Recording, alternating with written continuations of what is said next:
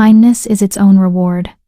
That's what Sarah's grandmother whispered to her every night before bed, her weathered hands smoothing back Sarah's copper hair. But when you're burning alive in a forest fire with your last breath given to save a creature that can't even thank you, you learn that kindness is just another word for dying alone. The smoke was so thick Sarah couldn't tell sky from ground anymore. Her lungs screamed for air that no longer existed. The flames had cornered her against the cliff face, a wall of orange fury that turned the world into hell itself. She should run. Every instinct begged her to run. But there, trapped beneath a burning log, a tiny wolf pup whimpered. Its silver-white fur was singed black at the edges. Those eyes, bright amber, too intelligent for something so small, locked onto hers with an understanding that pierced through her oxygen-starved delirium. "No one will know," a voice in her head whispered. "No one will know if you save yourself instead." Sarah's grandmother had been wrong about many things. She'd been wrong about Sarah's father coming back, wrong about the village accepting a half-blood orphan, wrong about kindness mattering in a world that only rewarded the strong. But Sarah couldn't leave the pup. Her hands were already moving, blistering as she gripped the burning log. The pain was everything. The pain was nothing. She heaved with strength she didn't have, and the log shifted just enough. The pup scrambled free, stumbling on shaking legs. "Run," Sarah croaked, her voice barely human. "Run." The pup looked back at her one last time. In those amber eyes, Sarah saw something impossible, a promise. Then it vanished into the smoke. The flames rushed in where the pup had been. Sarah's knees hit the scorched earth. She couldn't breathe, couldn't move. The fire was inside her now, consuming everything she was. At least something lived, she thought as the darkness took her. At least. Then she heard it. Footsteps, heavy, purposeful, moving toward the flames instead of away. A shadow fell across her burning body, massive, impossible. Through her failing vision, she saw him, a man who shouldn't exist. 7 feet of raw power wrapped in midnight black furs. His eyes burned silver white, exactly like the pup. "You saved my son," a voice like thunder rumbled. "You used your last breath for my son." Strong arms lifted her as if she weighed nothing. The pain doubled, tripled, every nerve ending shrieking at the movement. "No human has shown such honor in 300 years, the impossible man said, and his voice cracked with something that sounded like wonder, like grief. "You will not die today." Sarah tried to speak, but only blood came out. "Hold on," he commanded, and his silver eyes met hers with an intensity that burned hotter than any fire. "I am Theron, Alpha, King of the Northern Pack, and I have just become forever in your debt." The world went black, but Sarah's heart, against all logic, against all reason, kept beating. Chapter 1. The Unwanted Daughter. 3 weeks earlier, Sarah had learned to make herself small.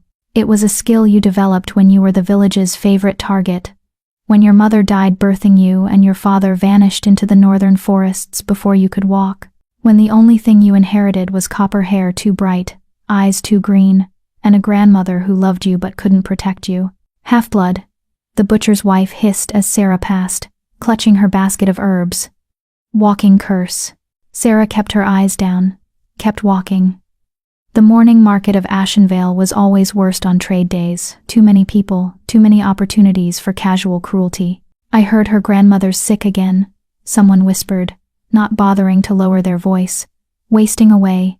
Probably the girl's bad blood finally killing her." Sarah's fingers tightened on her basket until her knuckles went white. "Don't respond. Never respond. It only makes it worse."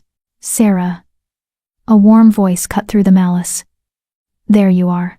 Alara pushed through the crowd, her blonde hair gleaming in the sunlight like spun gold. The butcher's wife immediately smiled. Everyone smiled at Alara.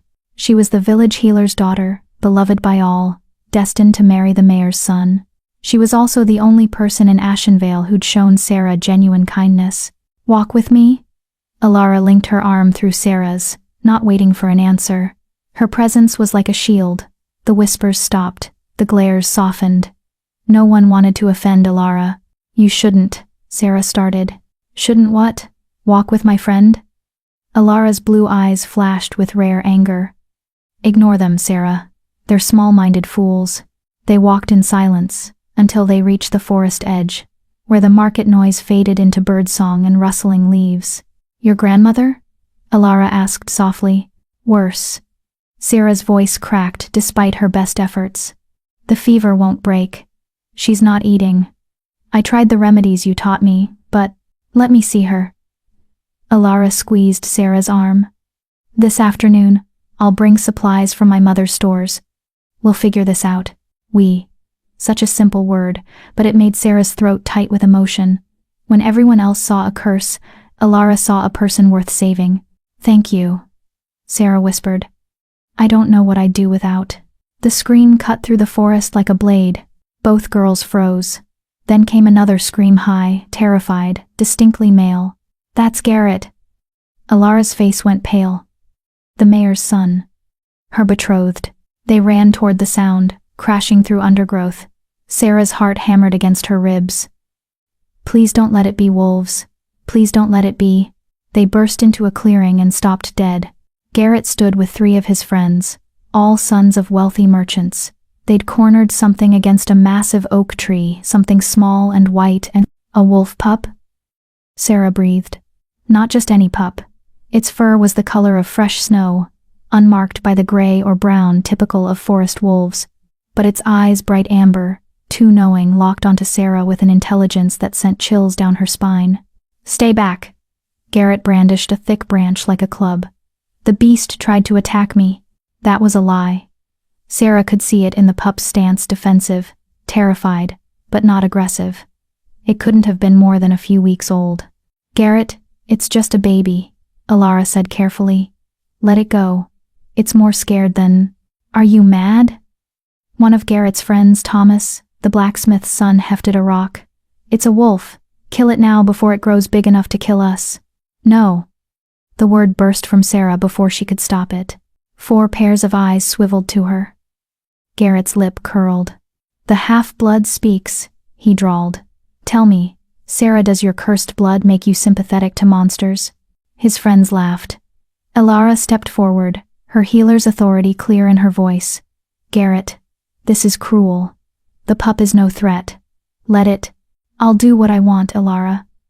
Garrett's voice turned cold. Or have you forgotten that you're my betrothed? Not this creature's defender? The words hit Alara like a slap. Her face flushed, but she held her ground. Cruelty to animals is beneath you. Fine. Garrett lowered his branch with exaggerated courtesy. The half-blood can save it. Then, if she wants to risk the wolf's teeth, let her. It was a trap. Sarah knew it was a trap. If she stepped forward, they'd mock her. If the pup bit her, which terrified creatures often did, they'd say her curse attracted monsters. If she walked away, she'd be proving she was a coward. No winning, she thought bitterly.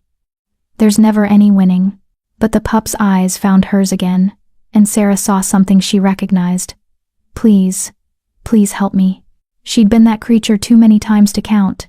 I'll take it, Sarah said quietly, setting down her basket. Sarah, you don't have to bran. Alara began. I'll take it, Sarah repeated, walking forward with slow, measured steps. Garrett and his friends backed away, grinning like this was the finest entertainment they'd seen all week. The pup watched Sarah approach, its tiny body trembling. I won't hurt you, Sarah murmured, crouching low to make herself less threatening. I promise. I just want to help. The pup's ears flicked forward, listening. Sarah extended her hand slowly, letting the pup catch her scent. Her grandmother had taught her this, how to approach scared animals. Move slow, speak soft, never corner, always give them a choice. For a heartbeat, nothing happened. Then the pup took one shaking step forward. Another. Its cold nose touched Sarah's palm, and something electric jolted through her like lightning contained in fur and bone. The pup's eyes widened. Sarah gasped. For just a moment, she felt something, a presence, vast and ancient, regarding her with shocked recognition. Then it was gone, and there was only a frightened baby animal pressing against her hand. Good, Sarah breathed. That's good. Come here now. She scooped the pup into her arms. It weighed almost nothing, all fur and fragile ribs. The poor thing was starving. "Congratulations," Garrett called mockingly. "The half-blood has a wolf. How fitting." His friends laughed as they walked away, shoving each other. Alara lingered, her expression torn between concern and something else. Something that looked like fear. "Sarah, that's not a normal wolf," Alara whispered. "Its color, its size. I've never seen anything like it." "I know." Sarah held the pup closer. It buried its face against her chest, seeking warmth. "But I couldn't leave it. Your grandmother needs you." "How will you care for a wolf pup too?" "I'll manage." Sarah met Alara's eyes. "I always manage." Alara sighed, then smiled sadly. "You do. You really do." She glanced back toward where Garrett had disappeared. "I should go. But I'll come tonight with the medicine. I promise." After Alara left, Sarah stood alone in the clearing with the wolf pup. It had stopped trembling, and now watched her with those unnervingly intelligent amber eyes. "You're going to be trouble," Sarah told it. "Aren't you?" The pup made a sound, something between a whimper and a chirp, that sounded distinctly like agreement. Despite everything, the cruelty, the worry, the impossible situation, Sarah laughed. It felt good to laugh. "Come on then," she said, gathering her basket with one hand while keeping the pup secure with the other. "Let's get you home. Grandmother will have opinions, but, well, we'll figure it out." As she walked back toward the village, the pup's weight warm against her chest, Sarah felt something she hadn't felt in years. Purpose. Something needed her. Something chose her, not despite what she was, but maybe because of it.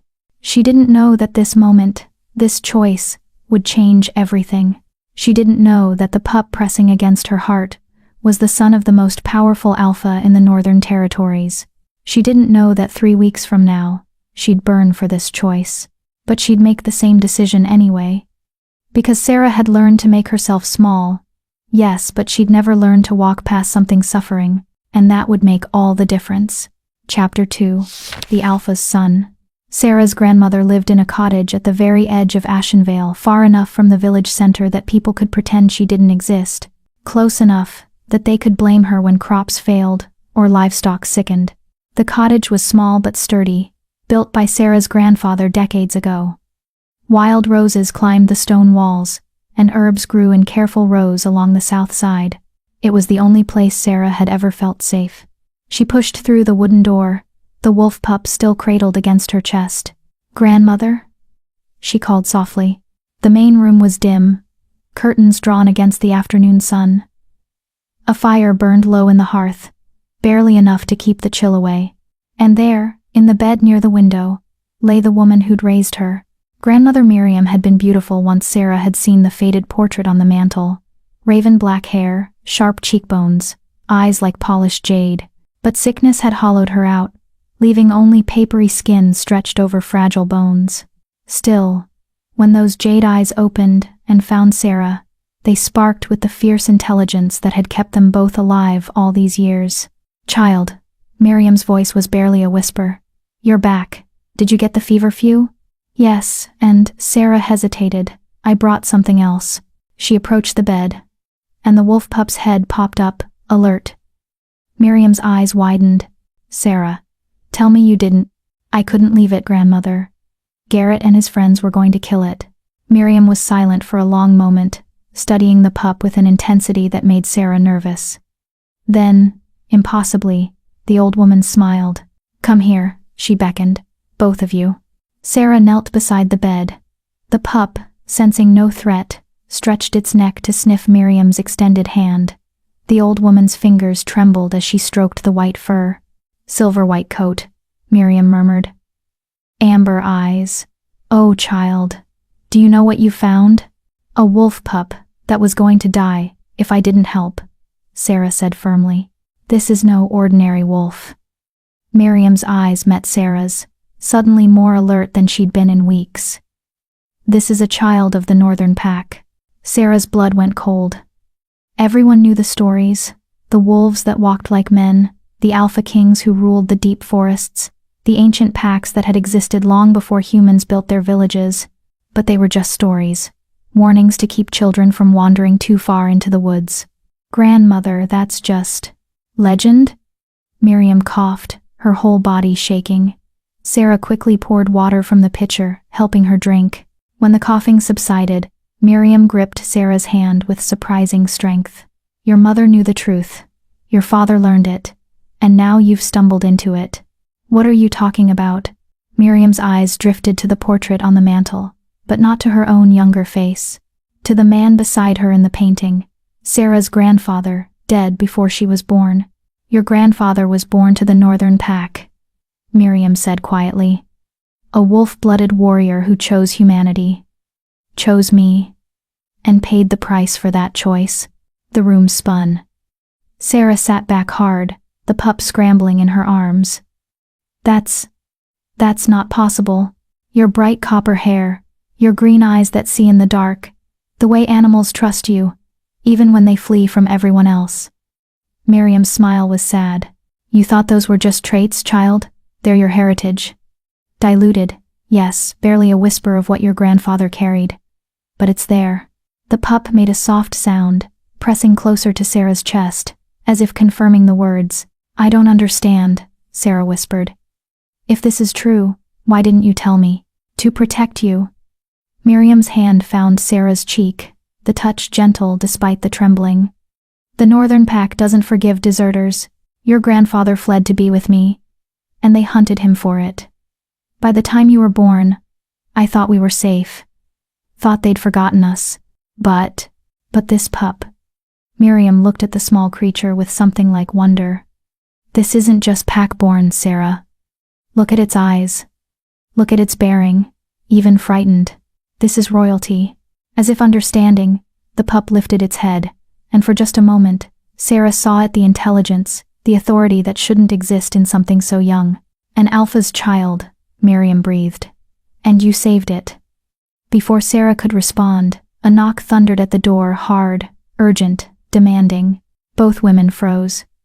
The pup's ears flattened against its skull, a low growl building in its tiny chest. Sarah of Ashenvale. A male voice bellowed. Open this door by order of the village council. Sarah's heart dropped. The council only came when someone was being accused of something serious. Stay here, she told her grandmother, quickly tucking the pup into a basket near the hearth and covering it with cloth. Don't speak. Let me handle this. She opened the door to find Council Elder Brennan flanked by 4 village guards. The old man's face was twisted with righteous fury. Sarah, he said coldly, you're to come with us. On what charge? Theft. Alara, the healer's daughter, has accused you of stealing medicine from her family's stores. The world tilted. What? That's insane. Alara is my friend. She'd never. She witnessed you in the storage room this morning, filling your basket with herbs and tinctures that don't belong to you. Brennan's voice carried the weight of judgment already past. Given your grandmother's illness and your unfortunate circumstances, we understand the desperation, but theft is theft. I didn't steal anything. Sarah's voice cracked. Check my basket, everything I have. I gathered from the forest or traded for. We will examine the evidence, Brennan said. At your trial, tomorrow at dawn. Trial? Sarah's legs nearly gave out. This is a mistake. Let me talk to Alara, she'll tell you. The healer's daughter has made her statement. You'll have your chance to defend yourself before the council. Brennan nodded to the guards. Take her. Rough hands grabbed Sarah's arms.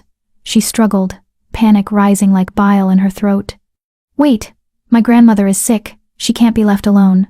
Your grandmother's condition is unfortunate, Brennan said, without sympathy. But it doesn't excuse theft. Someone will check on her. Please. Sarah twisted in the guard's grip, looking back at the cottage. Through the window, she could see Miriam trying to rise from bed, one hand reaching out helplessly. Please, she needs medicine. She needs you to face justice for your crimes, Brennan interrupted. Perhaps this will teach you that kindness from people like Alara is a privilege, not a right. One you've clearly abused. They dragged Sarah away. She fought every step, screaming for them to listen, begging them to check with Alara. But the guards were stone-faced, and Brennan walked ahead without looking back. The village jail was a stone building behind the council hall, dark, damp, smelling of mold and human misery. They threw Sarah into a cell barely large enough to lie down in, slamming the iron door with a finality that echoed in her bones.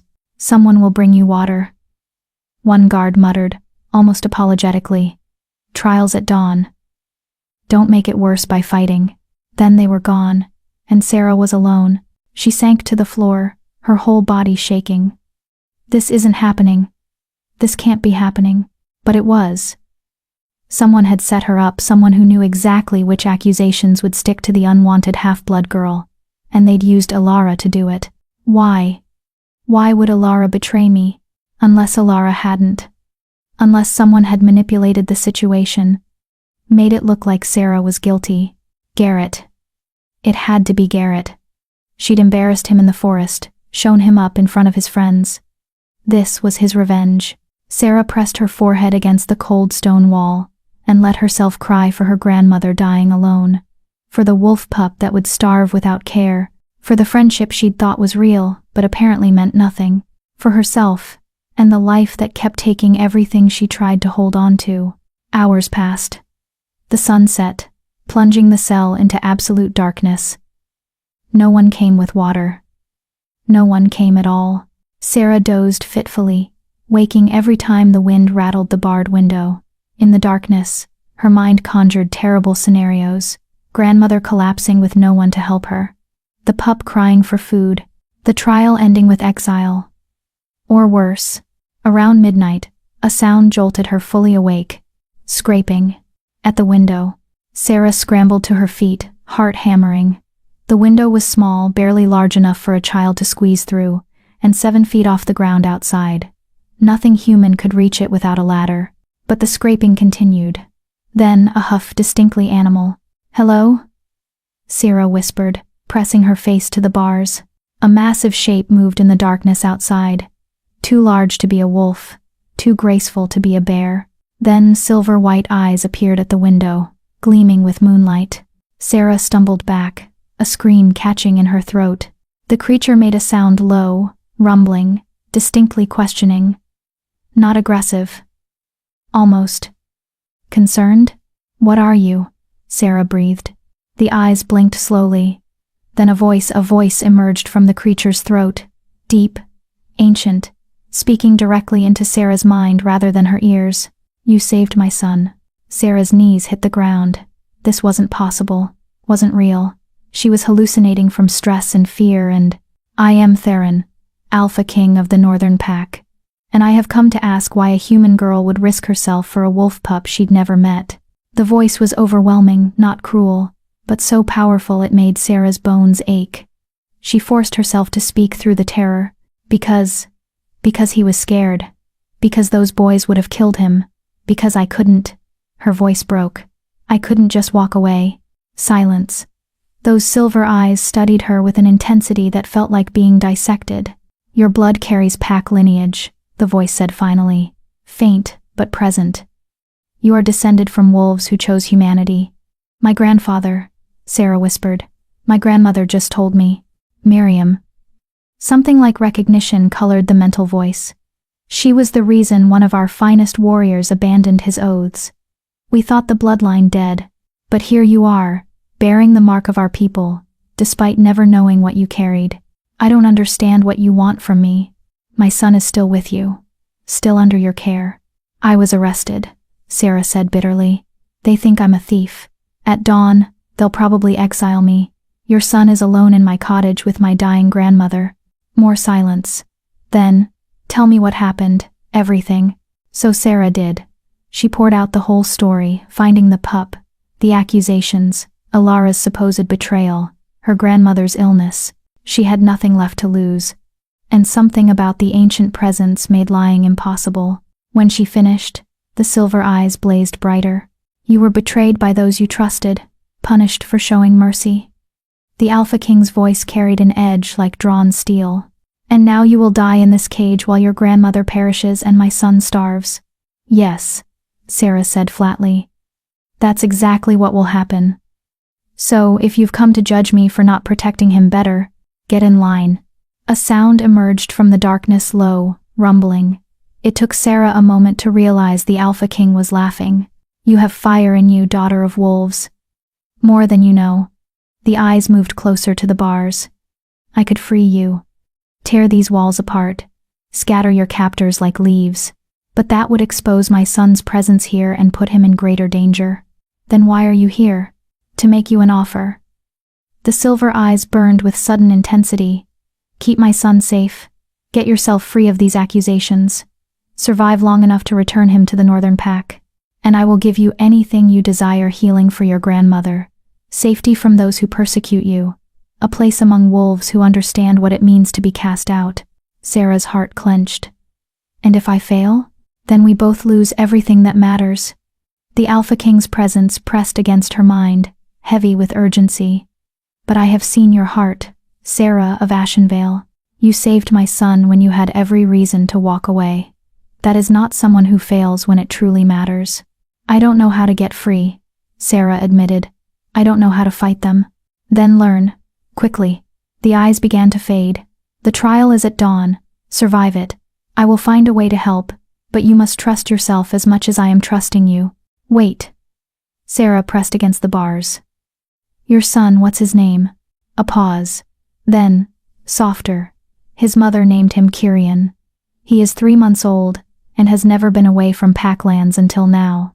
"Kyrian," Sarah repeated. "I'll keep him safe, I promise." "I know you will, daughter of wolves. That's why I came." The presence vanished, and Sarah was alone again in the darkness. But something had changed. The despair that had crushed her earlier was gone, replaced by something sharp and bright and dangerous: determination. She would survive the trial. She would protect Kyrian. She would get her grandmother to safety. And she would make Garrett pay for what he'd done. The half-blood girl they'd tried to break was discovering she had teeth of her own. She just needed to learn how to use them. Chapter 3. The Trial of Lies. Dawn came too quickly. Sarah hadn't slept, couldn't sleep after the Alpha King's visit. Part of her wondered if she'd imagined the entire encounter. A fever dream born from exhaustion and terror. But the memory of those silver eyes felt too real, too visceral to be anything but truth. "Survive the trial," the voice had commanded. But how did you survive when the outcome was already decided? The guards came as pale light filtered through the barred window. They didn't speak, just unlocked the cell and hauled her out into the morning chill. Sarah's legs nearly buckled. She'd had no food or water since her arrest, and her body felt like it belonged to someone else. The council hall dominated Ashenvale's center square, a massive timber building that served as courthouse, meeting place, and symbol of the village's justice. Already, people crowded around its entrance, eager for the entertainment of watching the half-blood face judgment. Sarah kept her head high as they marched her through the crowd. She caught fragments of whispers, always knew she was a thief. Poor Alara, taken advantage of. Cursed blood finally showing. Then she saw Alara herself, standing near the council hall steps beside her mother. The healer's daughter wore a simple gray dress, her blonde hair pulled back severely, but it was her expression that made Sarah's chest constrict. Alara looked miserable, her eyes red-rimmed, her hands twisting together nervously. Their gazes met for just a heartbeat. Alara's lips parted as if to speak, but her mother's hand clamped down on her shoulder, and the moment shattered. She didn't want this, Sarah realized with sudden clarity. Someone forced her into this. The guards pushed Sarah through the heavy oak doors into the hall. Inside, the 5 council elders sat behind a raised platform, their faces carved from stone in judgment. Elder Brennan occupied the center seat, his silver beard practically quivering with righteous authority. To the right stood the accuser's section. Alara's mother, Magistra Helena, the village's head healer, a severe woman who'd never hidden her disdain for Sarah. Beside her, looking far too pleased with himself, stood Garrett. The pieces clicked into place. Garrett had manipulated this, used his influence, his betrothal to Alara, to force the healer's daughter into making false accusations. And Helena, who'd always wanted her daughter to marry into power, had gone along with it. "Sarah of Ashenvale," Brennan's voice echoed through the hall. "You stand accused of theft from the healer's stores. Specifically, 3 vials of moonflower extract, a jar of white willow bark, and 2 bundles of dried feverfew goods valued at 20 silver marks. 20 silver marks. More money than Sarah saw in 6 months. The number was deliberately inflated to make the crime seem worse. How do you plead? Not guilty, Sarah said clearly. Her voice didn't shake. She wouldn't give them that satisfaction. Magistra Helena. Brennan gestured to the healer. Present your evidence. Helena stepped forward, radiating professional outrage. 3 days ago, I conducted inventory of our medical stores. Everything was accounted for. Yesterday morning, my daughter Alara found Sarah in our storage room. When confronted, Sarah fled. Later investigation revealed the missing items.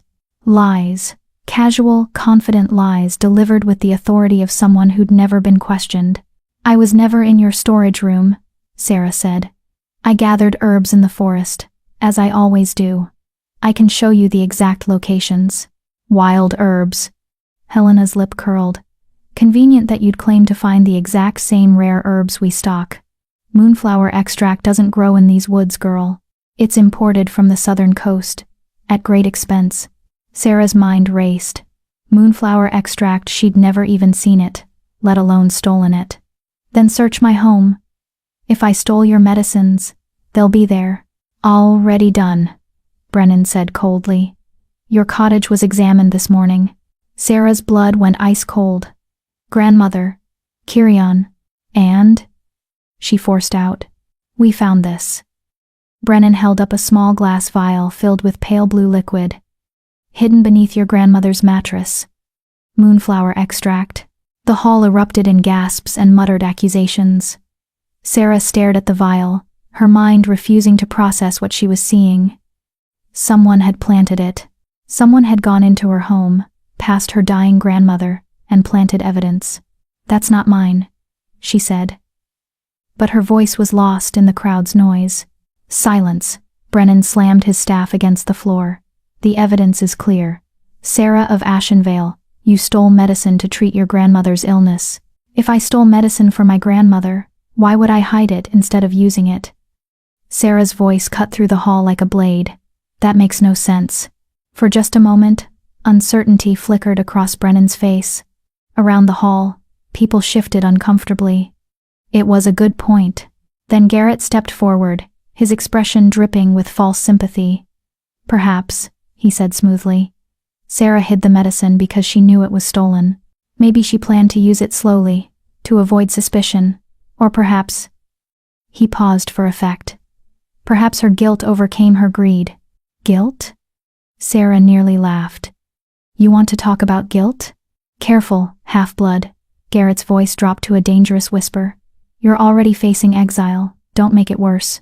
The threat was clear. Keep talking, and the punishment would escalate. But Sarah was done being careful. Done being small. Yesterday in the forest, she said loudly, addressing the entire hall. Garrett and his friends cornered a wolf pup. They were going to kill it for sport. I intervened. And now, less than a day later, I'm on trial for crimes I didn't commit. Convenient timing, wouldn't you say? This is absurd, Garrett scoffed. Are you truly suggesting I fabricated charges because you embarrassed me over a wild animal? Yes, Sarah said flatly. That's exactly what I'm suggesting. The hall exploded into chaos. Garrett's face flushed dark red. Helena looked murderous. But in the crowd, Sarah saw doubt creeping into people's faces. They knew Garrett's temper, knew his pride. Enough. Brennan's roar silenced everyone. These are serious accusations, girl. Do you have any proof? Any witnesses who can verify your version of events? Sarah's heart sank. Alara had been there. Alara had seen everything. But Alara stood beside her mother, silent and pale. And Sarah understood with crushing certainty that her friend couldn't speak. Alara was there, Sarah said anyway, meeting the healer's daughter's eyes across the hall. She saw Garrett threatening the wolf pup. She knows I'm telling the truth. Every gaze swiveled to Alara. The girl's face went ghost white. Her mother's hand tightened on her shoulder like a claw. Alara, Brennan said. Is this true? The silence stretched impossibly long. Sarah watched Alara's internal struggle play across her face. Duty versus friendship, safety versus truth. The girl's eyes filled with tears. Alara's voice cracked. I saw Sarah with a wolf pup, yes. But Garrett was protecting us. Helena interrupted smoothly. The creature was dangerous. My daughter told me everything. Sarah's version is a desperate distortion of events. That's not Alara started. Alara. Her mother's voice was pure ice. Remember yourself. Remember your place. And just like that, Sarah watched her last hope crumble. Alara's face collapsed, tears streaming freely now, but she nodded once. A tiny, broken surrender. The wolf was dangerous, Alara whispered. Garrett was, protecting us. The lie hung in the air like poison. Sarah felt something inside her crack, not her spirit, but her last illusion that friendship could survive in a world this cruel. So, Brennan said with finality, we have evidence of theft, testimony from the victim, planted medicine in your home, and now proven dishonesty about yesterday's events. Sarah of Ashenvale, the council finds you. The doors burst open. A figure strode into the hall, tall and commanding despite her age. Sarah's grandmother, Miriam, leaning heavily on a walking stick but moving with fierce determination. You will not, Miriam's voice rang clear, stronger than it had been in months, pass judgment without hearing from me. Miriam. Brennan's face tightened. You're ill. This trial concerns my granddaughter, which makes it very much my concern. Miriam limped toward the council platform, and the crowd parted before her like she carried plague. I was present when your thugs searched our home. I know exactly where that vial came from. Sarah's heart leaped. Grandmother, you shouldn't be. Quiet, child. Miriam's jade eyes blazed with the fire Sarah remembered from childhood. I've been quiet too long. Let an old woman speak her piece before she dies. The hall fell deathly silent. Even Brennan seemed uncertain how to proceed. Miriam was old blood, from before the current council's time. She commanded a respect that even they couldn't quite dismiss. That vial, Miriam pointed at the evidence in Brennan's hand, was placed under my mattress while I lay sleeping. I felt the disturbance, heard footsteps trying to be quiet, but I'm old and sick, not deaf. You expect us to believe, Helena started. I expect nothing from you, Helena, Miriam cut her off.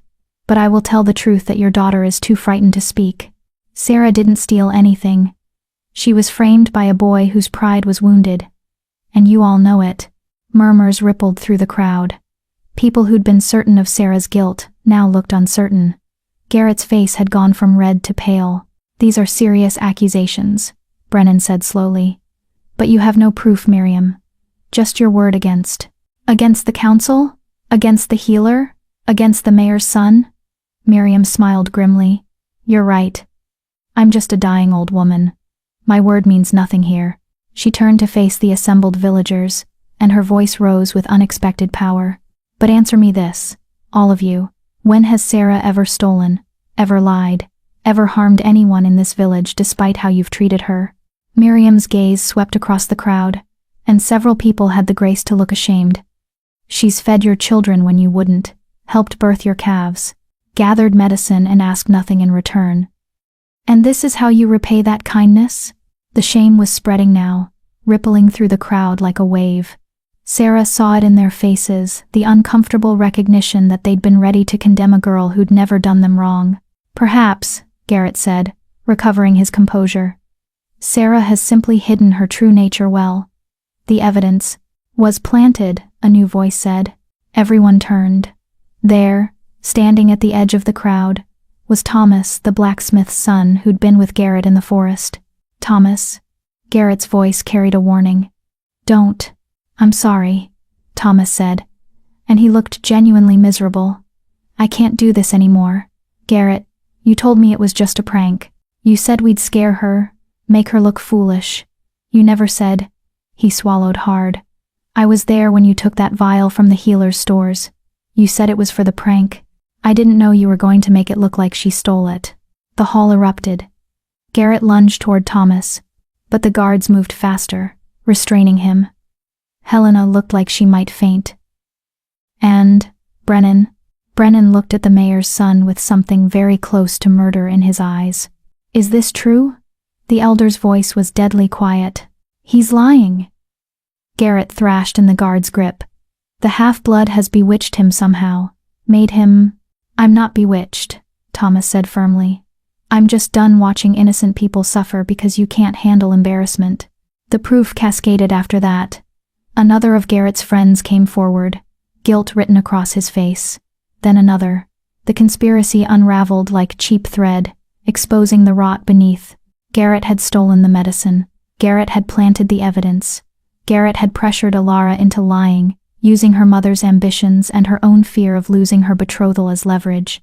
By the time the confessions finished, Garrett was screaming incoherently, threats and curses spilling from his mouth.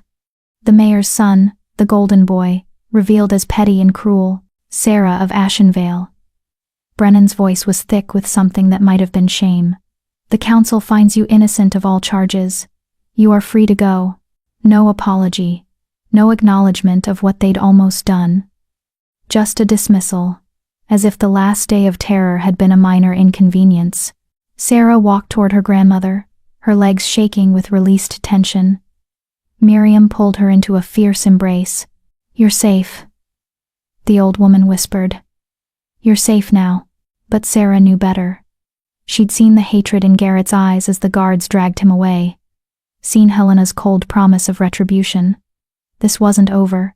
This was just beginning. As they left the council hall, Sarah heard it, a distant sound, barely audible over the crowd's noise. A howl, high and frightened, coming from the direction of her cottage. Kirian, we need to hurry, Sarah told her grandmother. Something's wrong. They hurried through the village as fast as Miriam's weakened body allowed. By the time they reached the cottage, smoke was already visible above the tree line. Not from the chimney. From the forest beyond, the fire had started. And Sarah's last chance to fulfill her promise to the Alpha King was burning away with every passing second. Chapter 4. Into the flames. The smoke rose in thick black columns, blotting out the afternoon sun. Sarah could smell it before she saw it, acrid, wrong. The scent of a forest dying. Stay here, she told her grandmother, already running toward the cottage. Sarah, wait. But Sarah was already through the door, her heart hammering against her ribs. The interior was exactly as she'd left it, except for the basket by the hearth. Empty.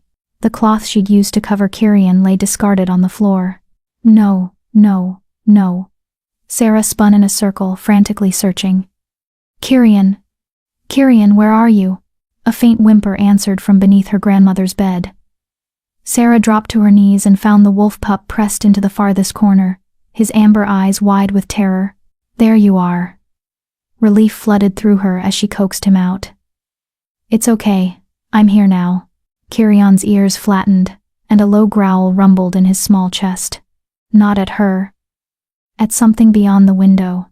Sarah turned and saw it, flames dancing through the forest, racing toward the cottage with unnatural speed. This wasn't a normal forest fire spreading gradually through underbrush. This was too fast, too purposeful. This was deliberate. We have to go. Sarah scooped Kirian into her arms and ran outside.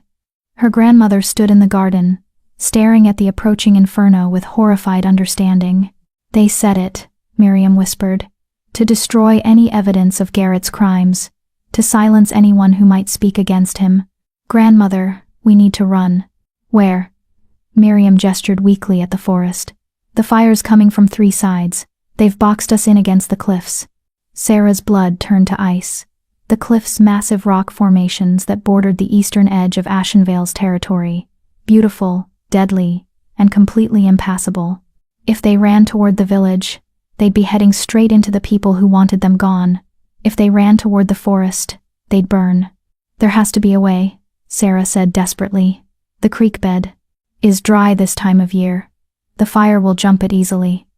Miriam's hand found Sarah's face, gentle despite the trembling. Child, listen to me. You need to take the pup and run. Head north, toward the deep forest. The northern pack will protect you. I'm not leaving you. You don't have a choice. Miriam's jade eyes were calm, accepting.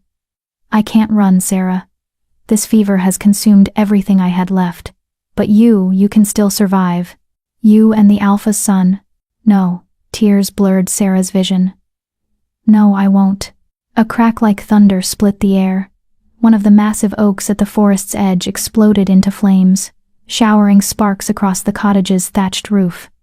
Within seconds, the roof caught fire. Everything was burning. Sarah grabbed her grandmother's arm, trying to pull her toward the only clear path, a narrow game trail that led deeper into the forest. Maybe if they moved fast enough, they could outrun the flames. Maybe. Miriam's legs gave out. The old woman collapsed, her breathing labored, her skin gray. The journey from the cottage to the council hall and back had used everything she had left. Go! Miriam gasped. Please, Sarah. Let me die knowing you lived. I can carry you. You can't. Miriam's hand gripped Sarah's with surprising strength. But you can save that pup.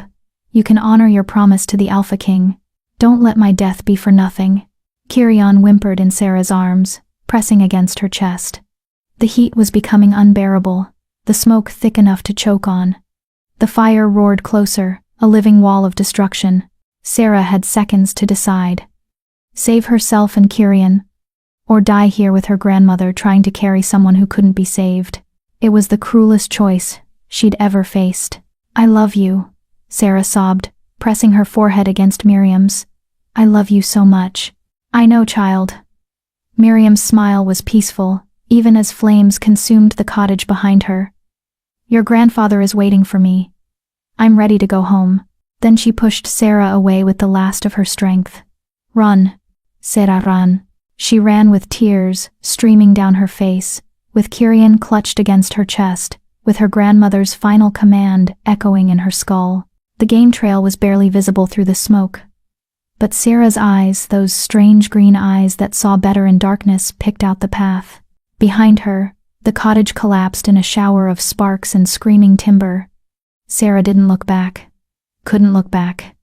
If she saw her grandmother consumed by flames, she'd stop running, and then they'd all die for nothing. The forest was a nightmare of heat and smoke. Trees exploded around her, their sap boiling and bursting through bark. Animals fled in panic, deer crashing through underbrush, rabbits darting across the path, birds shrieking overhead in confused flocks. Sarah's lungs burned. Each breath was agony, pulling in more smoke than air. Kirian had gone limp in her arms, unconscious from smoke inhalation. But his small heart still beat against her chest, still alive, still depending on her. Keep moving. Just keep moving. The game trail twisted deeper into the forest, away from the village and toward territory Sarah had never explored. The trees here were older, massive things with trunks wider than houses. The fire struggled to catch them, too much moisture in their ancient bark, too much life in their deep roots. But the underbrush burned, and the smoke was everywhere. Sarah stumbled over a root and went down hard, barely managing to twist so Kirian didn't take the impact. Pain exploded through her shoulder, but she forced herself back up. No time to rest. No time to hurt. Move. Move. Move. The smoke was so thick now she couldn't see more than a few feet ahead. Was she even still on the trail? The world had become an orange-black blur of heat and confusion. Sarah's body screamed for her to stop, to lie down, to surrender to the exhaustion dragging at her bones. Then she heard it. Water. The sound was faint, almost lost beneath the fire's roar, but Sarah's desperate mind latched onto it like a lifeline. Water meant safety. Water meant survival. She changed direction, crashing through burning underbrush toward the sound. Branches tore at her clothes and skin. The heat was unbearable. Kirian wasn't moving at all anymore. Please don't be dead. Please, please don't be dead. The ground suddenly dropped away beneath her feet. Sarah tumbled down a steep embankment, unable to stop her fall, protecting Kirian with her body as rocks and roots battered her from all sides. She hit the bottom hard enough to see stars. For a moment, she couldn't move, couldn't breathe, couldn't think. Then cool water touched her burned hand. Sarah forced her eyes open. She'd fallen into a ravine, steep-sided, rocky, with a small stream running through its center. The fire raged above, but here, protected by stone and water, the air was clearer. She crawled to the stream on hands and knees, lowering Kirian into the shallow water. The cold shocked him back to consciousness. He sputtered and whined, but his eyes opened amber and aware. "That's it," Sarah croaked, her voice barely working. "Breathe, just breathe." She collapsed beside him in the stream, letting the water soak through her burned clothes and cool her blistered skin. Above them, the fire roared like a living thing, but down here in this rocky sanctuary, they were safe. For now. Sarah didn't know how long she lay there. Time became meaningless, just the sound of water, the distant fire, and Kirian's small body pressed against hers. The pup had revived enough to lick weakly at her burned hand, as if trying to comfort her. "Your father promised me anything," Sarah whispered to him. I think I might need to collect on that promise. Because I don't know how we survive this."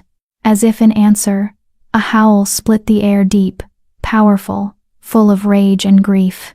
Not a wolf's howl, something larger, something ancient. The Alpha King knew. Theron knew his son was in danger, knew Sarah had kept her promise even as everything burned. And from the fury in that howl, he was coming. But would he arrive in time? The fire above intensified, driven by evening winds. Sparks rained down into the ravine. The stream would protect them from direct flames, but smoke inhalation would kill just as surely. Sarah could already feel her consciousness fading, her oxygen-starved brain shutting down function by function. Kirian whimpered, pressing closer. Trying to share warmth, trying to share strength neither of them had. "I'm sorry," Sarah whispered. "I tried. I really tried." Her eyes drifted closed. The world faded to distant sounds, fire crackling, water flowing, her own heartbeat slowing. "This is how I die," she thought with strange clarity. "Burned and broken in a ravine, holding a wolf pup I tried to save. There were worse ways to go." At least she'd kept her promise. At least she hadn't abandoned someone who needed her. At least. Massive hands grabbed her shoulders, lifting her from the water with inhuman strength. Sarah's eyes flew open. A man loomed over her 7 feet of pure muscle wrapped in dark furs, his eyes burning silver white with barely contained power. Not a man, not really, something wearing a man's shape. "You kept him safe." Theron's voice was thunder and gravel. "Even as you burned. Even as you lost everything. Promised." Sarah managed through cracked lips. "Promised I would. And you paid for that promise with everything you had." The Alpha King cradled her against his chest like she weighed nothing. With his other hand, he scooped up Kirian, who immediately nuzzled against his father with relieved whimpers. "Your grandmother?" Theron asked, though his tone suggested he already knew. "Dead." The word broke something in Sarah's chest. "She told me to run. She gave you the greatest gift a parent can give." Theron's voice softened impossibly. "The chance to live when they cannot." He moved through the ravine with supernatural speed, his steps sure even in darkness. Sarah's consciousness wavered, but she felt the moment they broke free of the smoke, cool air rushing into her lungs, the scent of pine instead of ash. "The village," Sarah mumbled. "They tried to kill us. Garrett will answer for what he's done." The promise in Theron's voice was absolute. "But first, you must survive. Your body is failing, daughter of wolves. Your burns are severe. Without healing, you'll die before sunrise. Don't care." Sarah's words were slurring. "Kirian's safe. That's what matters." "It matters," Theron agreed. "But so do you. You saved my son, used your last breath to honor a promise to a creature you'd never met. That kind of honor is rare. I won't let it die in a ravine." Sarah wanted to argue, but her body had finally hit its limit. The pain, the smoke damage, the exhaustion, all of it crashed over her at once. As darkness claimed her, she heard Theron's voice like a distant echo. "Hold on, Sarah of Ashenvale. Your story isn't finished yet. Subscribe if you believe Sarah deserves better than this." Because people like Sarah need an audience that won't abandon them when the world burns everything they love. Don't be someone who watches suffering and does nothing. Drop a comment if Sarah's pain is your pain too. Tell me, have you ever lost everything trying to save someone else? Then, nothing. Just darkness and the fading sound of a heartbeat that refused to quit. Chapter 5. The Northern Pack. Sarah woke to silver light and the scent of pine. For a confused moment, she thought she was dead. The afterlife her grandmother had described, peaceful, painless, full of soft light, and the voices of those who'd gone before. Then pain crashed through her body like a tidal wave, and she knew with absolute certainty that she was very much alive. Easy. A woman's voice, low and commanding. Don't try to move yet. The healing salve needs time to work. Sarah's eyes struggled to focus. She was lying on something soft furs, she realized, piled deep and warm. Above her, a ceiling of woven branches filtered moonlight into patterns across her vision. Not her cottage, not anywhere she recognized. A face appeared above her, angular and beautiful, with sharp cheekbones and eyes that gleamed like polished copper. The woman's hair was black as midnight and fell in a thick braid over one shoulder. She looked maybe 30, but something in her gaze suggested far greater age. Who? Sarah's voice came out as a rasp. Her throat felt like she'd swallowed hot coals. Here. The woman pressed a cup to Sarah's lips. Drink slowly. It's willow bark tea with honey. It'll help with the pain and the throat damage. The liquid was cool and soothing. Sarah drank greedily, only stopping when the woman pulled the cup away. Not too much at once. Your stomach isn't ready. The woman set the cup aside and studied Sarah with those unsettling copper eyes. I'm Ravenna, second of the Northern Pack. You're in our healing den, deep in pack territory. You've been unconscious for 2 days. 2 days. Sarah's mind struggled to process that. Kyrian. The pup is fine. Theron's with him now. Ravenna's expression softened slightly. You saved the Alpha King's son, girl. That's not something we take lightly. Memory flooded back the fire, her grandmother's death. The desperate flight through burning forest. Sarah's chest constricted with grief so sharp it physically hurt. My grandmother. I know. Ravenna's hand found Sarah's, the touch surprisingly gentle. Theron told us everything. Miriam was known to the pack once, when your grandfather still lived among us. She was a good woman who made a hard choice for love. We mourned her passing with the proper rites. Tears leaked from Sarah's eyes before she could stop them. She'd been holding everything together for so long, the trial, the fire, the impossible choices. Now, finally safe, the grief came pouring out. Ravenna didn't tell her to stop crying, didn't offer empty comfort. She just sat there, her hand steady on Sarah's, letting the storm of emotion run its course. When Sarah finally had no more tears left, Ravenna offered her water again. Your burns are healing well, the woman said, checking the bandages that wrapped Sarah's arms and shoulders. Wolfpack salve is far more effective than human medicine. You'll have scars, but you'll keep full use of your limbs. You were very lucky. Doesn't feel lucky, Sarah whispered. No. I imagine it doesn't. Ravenna's gaze was knowing. You lost your home, your grandmother, everything familiar. You're in a strange place among people who aren't quite human. And you're wondering why Theron brought you here instead of leaving you to die in that ravine. Sarah nodded weakly. Because you honored a debt when you had no reason to. Because you chose mercy when cruelty would have been easier. Because... Ravenna paused, choosing her words carefully. Because you carry wolf blood, however diluted, and the Northern Pack protects its own. I'm not one of you, Sarah said. My grandfather left. Your grandfather made his choice. You're not bound by it.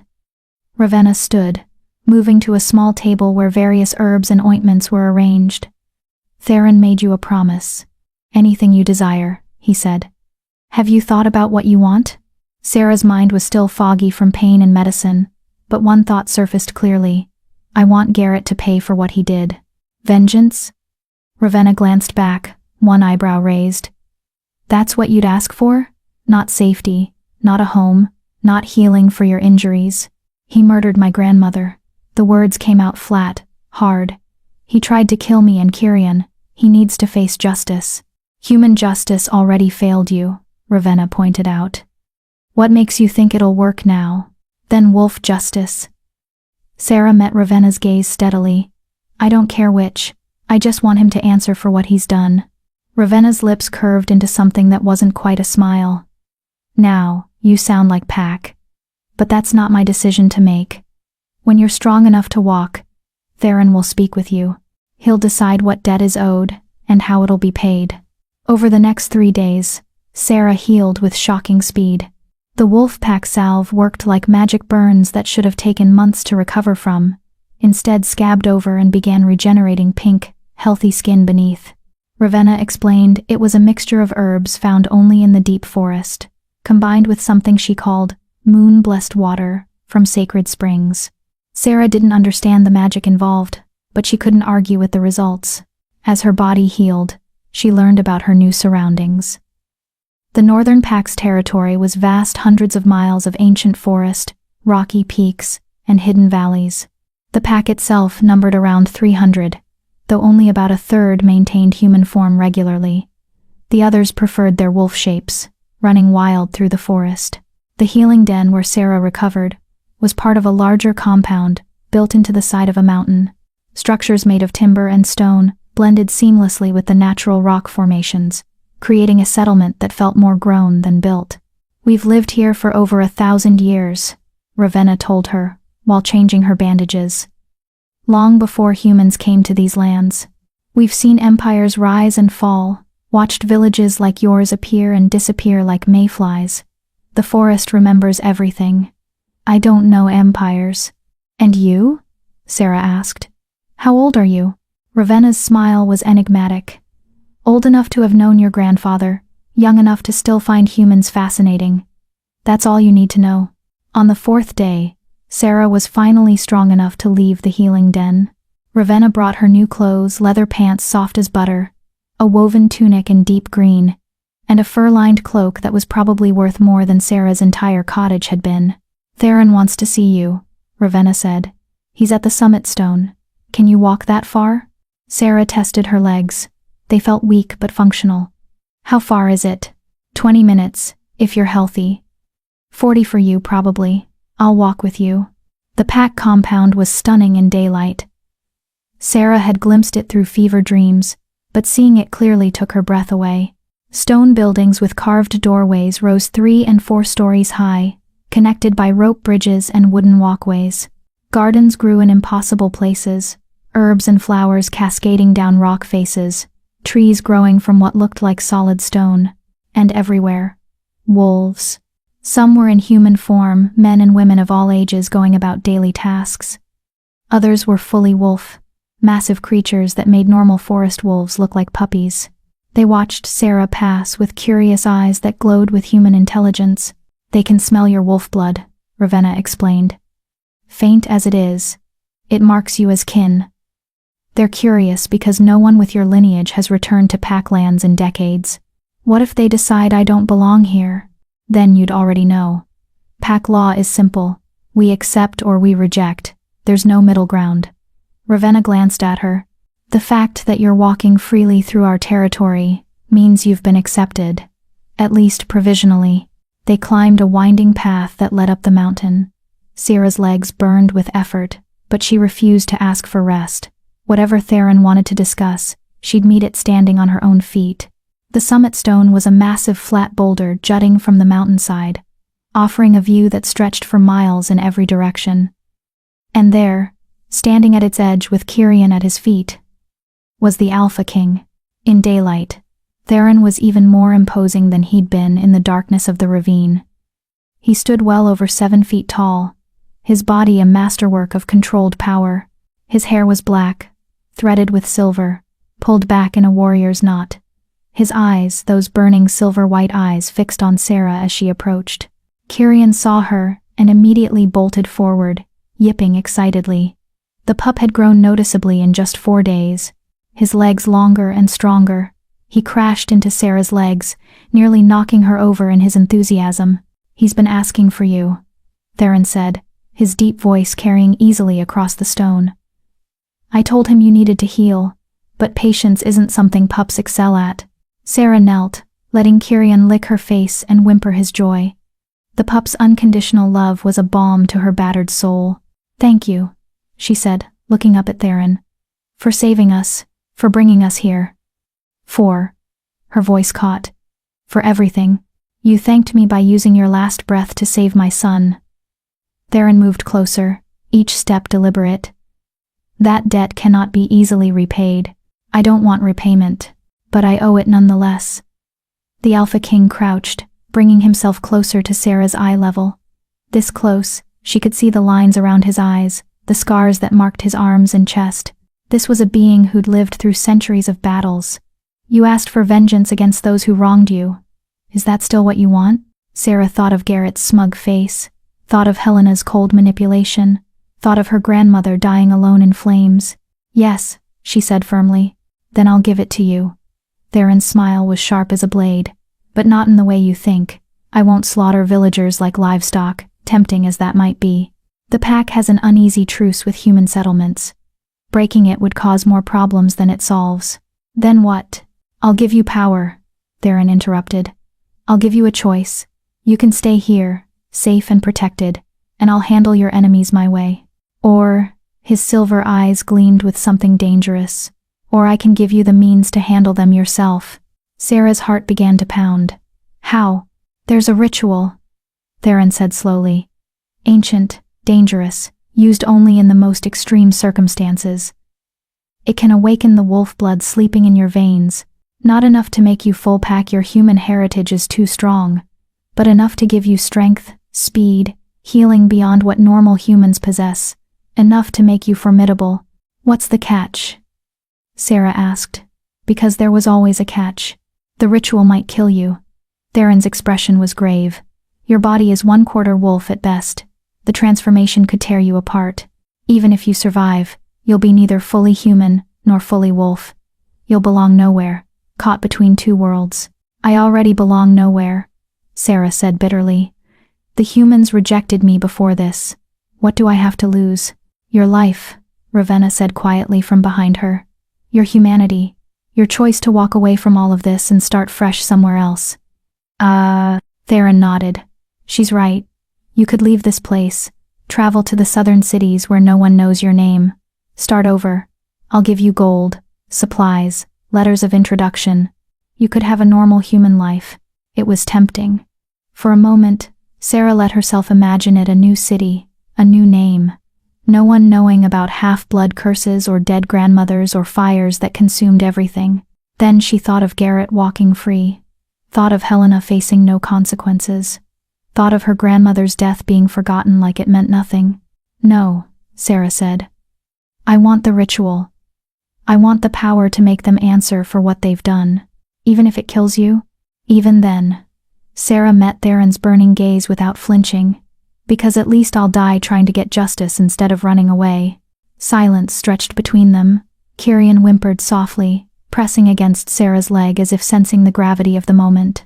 Finally, Theron stood. Then we'll perform the ritual at the next full moon.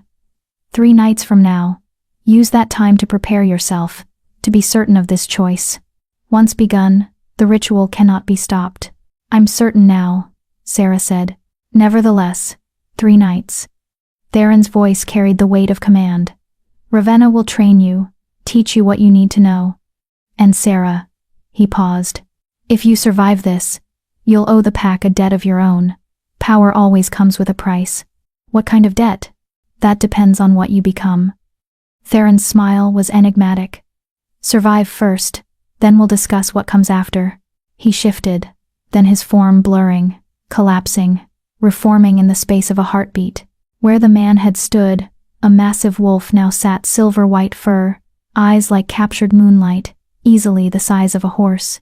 Kyrian yipped excitedly and bounded after his father, as Theron loped away across the summit stone, disappearing into the forest with supernatural grace. Sarah stood there, her decision made, her fate sealed.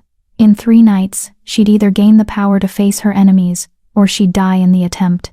Either way, the half-blood girl who'd learned to make herself small was about to become something else entirely. Subscribe if you're the type of person who roots for the broken. Because Sarah needs an audience that believes in second chances, in justice earned through fire and pain. Comment. What would you do in Sarah's position? Would you choose safety or vengeance? Tell me. Something fierce, something dangerous, something that refused to stay small ever again. Chapter 6. The Awakening. The 3 days before the full moon were the hardest of Sarah's life. Ravenna trained her with relentless intensity, pushing her healing body to limits she didn't know existed. They started before dawn and didn't stop until well after dark, with only brief breaks for food and water. The ritual will test every part of you, Ravenna explained on the first morning, leading Sarah to a clearing deep in the forest. Your body, your mind, your spirit. If any part of you is weak, the transformation will find that weakness and exploit it. You need to be as strong as possible. Going in. I can barely walk without my legs shaking, Sarah pointed out. How am I supposed to get strong in 3 days? You won't. Ravenna's smile was sharp. But you'll learn to push through weakness. That's more important. The training was brutal. Ravenna made her run through the forest until her lungs burned and her legs gave out, then made her get up and run more. Made her climb cliff faces with her still healing hands until they bled through the bandages. Made her fight clumsy, desperate attempts at combat that usually ended with Sarah face down in the dirt. Again, Ravenna would say. Every single time. Get up. Again. And Sarah got up. Again and again and again. Because stopping meant giving up. And Sarah was done giving up. On the second day, Ravenna brought her to a cave system deep beneath the pack compound. The tunnels twisted and turned in complete darkness, so black that Sarah couldn't see her own hand in front of her face. Your wolf blood gives you better night vision than normal humans, Ravenna said, her voice echoing off stone walls. But you've never learned to use it. Down here, you have no choice. Navigate these tunnels and find your way back to the surface. What if I get lost? Then you stay lost until you figure it out. Ravenna's footsteps faded. The ritual happens in darkness, Sarah.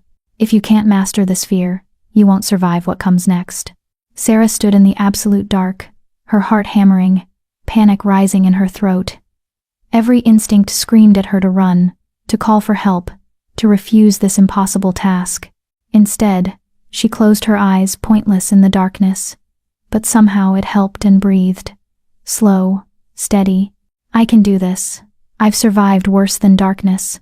When she opened her eyes again, something had shifted. The darkness wasn't quite as absolute anymore. She could see barely, like shapes moving through deep water, the outline of the tunnel walls, the texture of stone, the subtle variations that marked different passages. Her wolf blood, awakening to necessity. It took her 6 hours to find her way out. 6 hours of wrong turns, dead ends, moments of despair when she thought she'd die down here in the dark. But when she finally emerged into daylight, filthy and exhausted and triumphant, Ravenna was waiting. 5 hours faster than I expected, the woman said with something like approval. You're learning. On the third day, Ravenna took her to the summit stone, where she'd first spoken with Theron. Today, you learn to listen, Ravenna said. Listen to what? Everything. Ravenna sat cross-legged on the stone, gesturing for Sarah to join her. The forest is never silent. It's constantly speaking, you just need to learn its language. Close your eyes. Tell me what you hear. Sarah closed her eyes and listened. At first, she heard only the obvious things wind through trees, birdsong, the distant rush of water. Deeper, Ravenna commanded. Stop listening with your ears. Listen with your blood. It sounded like mystical nonsense. But Sarah tried. She let her mind drift.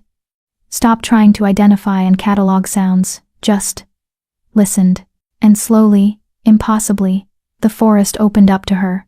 She heard the flutter of a butterfly's wings 20 feet away, the skitter of a beetle in tree bark, the soft breath of a deer hiding in undergrowth half a mile distant, the rhythmic pad of wolf paws pack members moving through their territory. I hear them, Sarah breathed. I hear everything. That's your heritage, Ravenna said softly. Buried under generations of human blood, but still there, waiting for you to claim it. When Sarah opened her eyes, the world looked different, sharper, more alive. Colors were more vibrant, details more distinct. She could see individual leaves on trees hundreds of yards away, could track the movement of a hawk circling overhead with perfect clarity. This is what I'll become? She asked. If the ritual works, this is a taste, Ravenna corrected. If the ritual works, you'll be far more. But yes, this is a glimpse of what you're reaching for. That evening, as the sun set on the third day, Theron summoned Sarah to his den. It was carved directly into the mountain, a massive chamber with walls of natural stone and a ceiling that opened to the sky. A fire burned in the center, and around it sat the pack's elders. 9 wolves in human form, their eyes glowing with ancient power. Kirian was there too, curled up near the fire. The pup had grown significantly in just a week, now nearly twice the size he'd been when Sarah first saved him. He bounded to her immediately, and Sarah knelt to embrace him. "He's been asking for you all day," Theron said from his seat at the fire's head. "I think he knows what tonight brings." "Tonight?" Sarah's heart skipped. "But the full moon isn't until tomorrow night, yes." Theron's expression was grave. "But before the ritual, you need to understand what you're truly asking for. The elders are here to witness your choice and ensure you're making it with full knowledge." One of the elders, a woman so old her hair was pure white, leaned forward. "Sit, child. We have stories to tell you, warnings to give." Sarah sat across from Theron, Kirian immediately climbing into her lap. The pup's weight was comforting, grounding her as the elders began to speak. "The ritual you seek is called the Blood Awakening," the white-haired elder said. "It's been performed only 7 times in our 1,000-year history. Of those 7, only 3 survived." Sarah's blood ran cold. 3 out of 7? "The odds are not in your favor," another elder, a scarred man with one milky white eye, added. "Your wolf blood is weak. The awakening will try to strengthen it, but the process is violent. Your body will tear itself apart and rebuild. If your will isn't strong enough, if your spirit breaks during the transformation, you'll die screaming. And if I survive," Sarah forced the words out, "then you'll be something new," Theron said. "Not quite human, not quite wolf. You'll have strength beyond normal humans, speed and senses that rival young pack members. You'll heal faster, live longer, but you'll also be marked. Other wolves will always know what you are, a half-blood who reached for more than she was born to. Some will respect that," Ravenna added from where she stood in the shadows. "Others will see it as an abomination. You'll have enemies in both the human and wolf worlds." "I already have enemies," Sarah said flatly. "At least this way I can fight them. Fighting isn't the same as winning." The white-haired elder's gaze was piercing. "The power we offer won't make you invincible, girl. It won't guarantee your revenge. It'll just give you a chance if you're smart enough to use it wisely." "I'll take a chance over certain defeat," Sarah replied. The elders exchanged glances. Some looked approving, others skeptical. Finally, the white-haired elder nodded. "Then let us tell you of the last person who survived the Blood Awakening. Perhaps her story will guide yours." The tale they told was both inspiring and terrifying. A woman named Astrid, born to human parents but descended from wolves 5 generations back. She'd sought the ritual for similar reasons, revenge against those who'd destroyed her family. She'd survived the transformation, gained the power she sought, and then she'd lost herself to rage. "The awakening amplifies what's already inside you," the scarred elder explained. Astrid's anger became fury. Her desire for justice became bloodlust. She slaughtered those who'd wronged her. Yes, but she didn't stop there. She killed innocents, children, anyone connected to her enemies, no matter how distantly. "We had to hunt her down," Theron said quietly. "Put her down like a rabid wolf. It was necessary. But it haunts me still." Sarah's mouth went dry. "You think I'll become like her?" "We think you could become like her," the white-haired elder corrected. "If you let vengeance consume you, if you forget why you sought power in the first place." Her ancient eyes softened slightly. "But we also see something in you that Astrid lacked, restraint. You've had every reason to hate, to lash out, to hurt those weaker than you. Yet you never have. You saved Kirian when you could have walked away. You protected your grandmother at the cost of your own safety. You chose mercy, even when the world showed you only cruelty. That's why we're allowing this," another elder added. "Why we're risking another Astrid. Because Theron believes you're different. And what Theron believes, the pack follows. All eyes turned to the Alpha King. He sat perfectly still, his silver gaze locked on Sarah with an intensity that made her feel transparent. "I do believe you're different," Theron said. "But belief isn't certainty. Once the ritual begins, you'll face a choice. Embrace the beast inside you, or master it. Choose wrong, and I'll put you down myself before you become what Astrid became." It should have been a threat. Instead, it felt like a promise. Brutal, but honest. "I understand," Sarah said. "Do you?" Theron rose, moving around the fire toward her. Kirian scrambled out of her lap as his father approached. "Because once we begin, there's no going back. You'll be changed forever, Sarah. Even if you control the beast, even if you use your power wisely, you'll never be fully human again. You'll never fit into the world you came from." "I never fit there anyway," Sarah replied, meeting his gaze without flinching. "Then tomorrow night, under the full moon, we'll awaken what sleeps in your blood." Theron extended his hand. "May you be strong enough to survive it." Sarah took his hand. His grip was crushing, a reminder of the power she was reaching for. But she didn't flinch, didn't pull away. "I will be," she said with conviction she didn't entirely feel. The elders departed after that, leaving Sarah alone with Theron, Ravenna, and Kirian. The fire burned low, casting dancing shadows across the stone walls.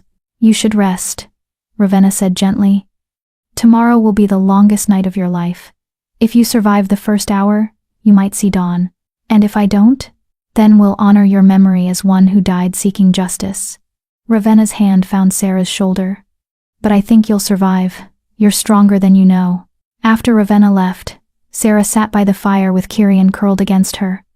The pup was almost asleep, his breathing deep and steady. She stroked his fur, finding comfort in the simple act. "Thank you," Theron said suddenly. Sarah looked up. The Alpha King had moved to the chamber's edge, staring out at the star-filled sky. "For what?" "For saving my son when you had no obligation to. For keeping your promise, even when it cost you everything." He glanced back, and for a moment, the ancient power dropped away, revealing something raw beneath. "Kirian's mother died bringing him into this world. He's all I have left of her. If he died because of human cruelty," his voice broke, "I don't know what I would have become. He's worth saving," Sarah said simply. "That's all that mattered." Many humans wouldn't agree. They see wolves as monsters, as threats. Theron turned fully toward her. "But you looked at a frightened pup and saw someone who needed help. That's rare, Sarah. That's precious. Don't lose that part of yourself tomorrow night, no matter what else changes." "I'll try," Sarah promised. "That's all any of us can do." Theron moved toward the chamber's exit, then paused. "One more thing. If you survive this, if you gain the power you seek, use it to build something, not just to destroy. Revenge is empty without purpose beyond it." Then he was gone, leaving Sarah alone with the sleeping pup and her own churning thoughts.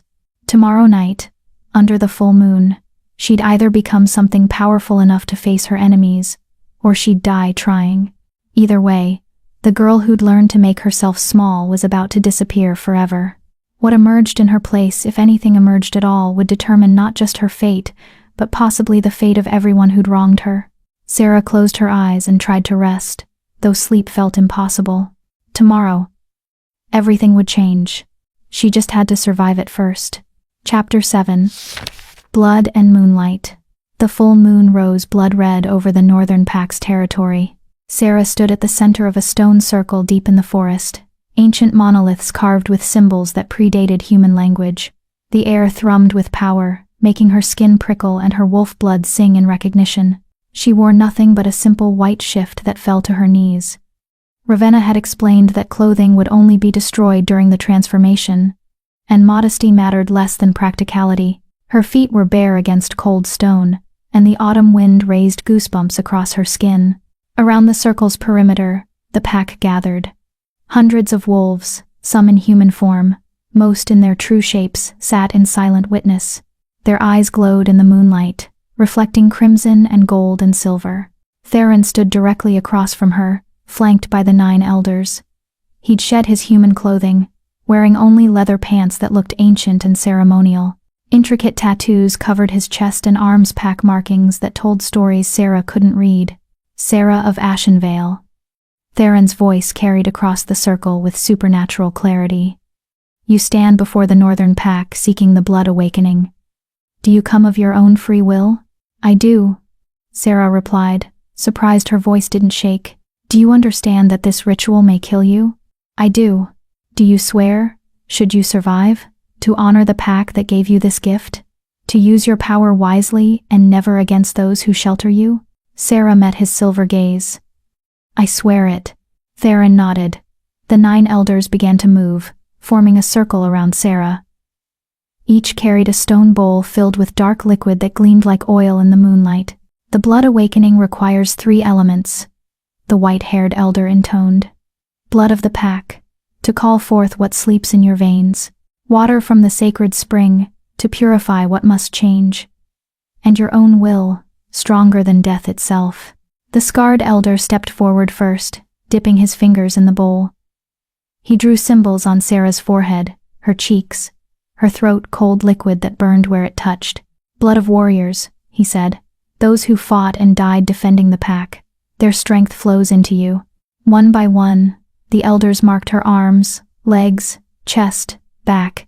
Each marking burned like ice fire, and Sarah had to clench her teeth to keep from crying out. The liquid wasn't just cold, it was wrong, something that didn't belong in the human world. When all 9 had finished, Sarah's entire body was covered in glowing symbols. They pulsed in time with her heartbeat, getting brighter with each passing second. The moon is at its apex, Ravenna called from outside the circle. It's time. Theron moved forward, carrying his own bowl. But this one didn't contain blood. It held water so clear it seemed to glow from within. This is the hard part, he said quietly, for Sarah's ears alone. When you drink this, the transformation will begin. The pain will be unlike anything you've experienced. You'll want to scream, to beg for it to stop, to die rather than endure another moment. But you cannot give up. If you surrender to the pain, it will consume you. How do I fight pain? Sarah whispered. You don't fight it, you survive it. Theron's eyes held something that might have been sympathy. Find something to hold on to, a memory, a purpose, a reason to live. Wrap yourself around it and don't let go, no matter what. He pressed the bowl to her lips. Drink, Sarah of Ashenvale, and may your spirit prove stronger than your body's limits. The water tasted like starlight and stone, like impossible things given physical form. Sarah drank it all, feeling it burn down her throat and into her stomach. For a heartbeat, nothing happened. Then, the pain hit. It started in her chest, a sensation like her ribs were breaking, splintering outward. Sarah gasped, stumbled, would have fallen except Theron caught her. Stand, he commanded. You must remain standing, or the ritual fails. Sarah's legs shook, but she stood. The pain spread into her arms, her legs, her spine. It felt like every bone in her body was simultaneously breaking and reforming, like her muscles were tearing apart and weaving back together in new configurations. She screamed. Couldn't help it. The sound tore from her throat, raw and animal. Around the circle, the pack began to howl. Not in mockery and support. Their voices rose to the blood-red moon, a chorus of solidarity and strength. Remember why you're doing this. Sarah thought desperately through the agony. Remember grandmother. Remember justice. Remember. The pain intensified. Her vision went white, then red, then black. She felt her body convulsing, felt Theron's hands the only thing keeping her upright. Find your anchor. His voice boomed. Find what keeps you human. But Sarah couldn't think past the pain. It was everywhere, everything, consuming her like the fire that had destroyed her home. She was burning again, dying again, and this time there was no escape. Kyrion's face flashed through her mind, those amber eyes, looking at her with absolute trust. You saved my son, Theron had said. That kind of honor is rare. The pup had needed her, had trusted her, had pressed his small body against her chest and believed she would protect him. Sarah grabbed onto that memory like a lifeline. The pain didn't lessen, but it suddenly had a counterweight. She wasn't just suffering, she was enduring, surviving. for Kyrian, for her grandmother's memory, for every person who'd ever been cast aside and told they didn't matter. She was choosing to survive. The symbols on her skin blazed like miniature suns. The pack's howling reached a fever pitch, and deep inside Sarah, something that had been sleeping for generations began to wake. Her wolf blood, answering the call. It felt like a beast unfolding inside her ribcage, powerful, primal, barely contained. It wanted to run, to hunt, to tear apart everything that had ever hurt her. The rage was intoxicating, overwhelming, promising power beyond imagining. This is where Astrid fell. A distant part of Sarah's mind whispered. This is where she let the beast consume her. The rage offered everything: strength to crush her enemies, speed to hunt them down, power to make them pay. All she had to do was surrender to it, let it fill her completely, become the monster everyone had always said she was. For a moment, Sarah teetered on the edge. The beast was so strong, so seductive. Why fight it? Why not just let go? Then she remembered her grandmother's words. Kindness is its own reward. It had seemed like a lie at the time, and maybe it was. But Sarah had shown kindness to a frightened wolf pup, and that kindness had led her here, had given her a second chance, had proven that mercy and strength weren't opposites. I am not just rage, Sarah thought with crystalline clarity. I am rage and kindness, fury and compassion, beast and human both. She reached for the monster inside her, not to destroy it, but to claim it, to make it part of her instead of letting it be everything. The beast fought. God, how it fought. It wanted dominance, wanted control, wanted to be the only thing that mattered. But Sarah was stronger than she'd ever known. She'd survived losing everything. She'd walked through literal fire. She'd faced death and chosen life anyway. The beast couldn't break someone who'd already been broken and reformed themselves. Slowly, impossibly, Sarah wrapped her will around the creature inside her, not crushing it that would destroy the power she needed, but containing it, shaping it, making it hers to command rather than be commanded by. I am the master here, she told it. You are mine. The beast howled in fury, and then, gradually, bowed. The pain stopped.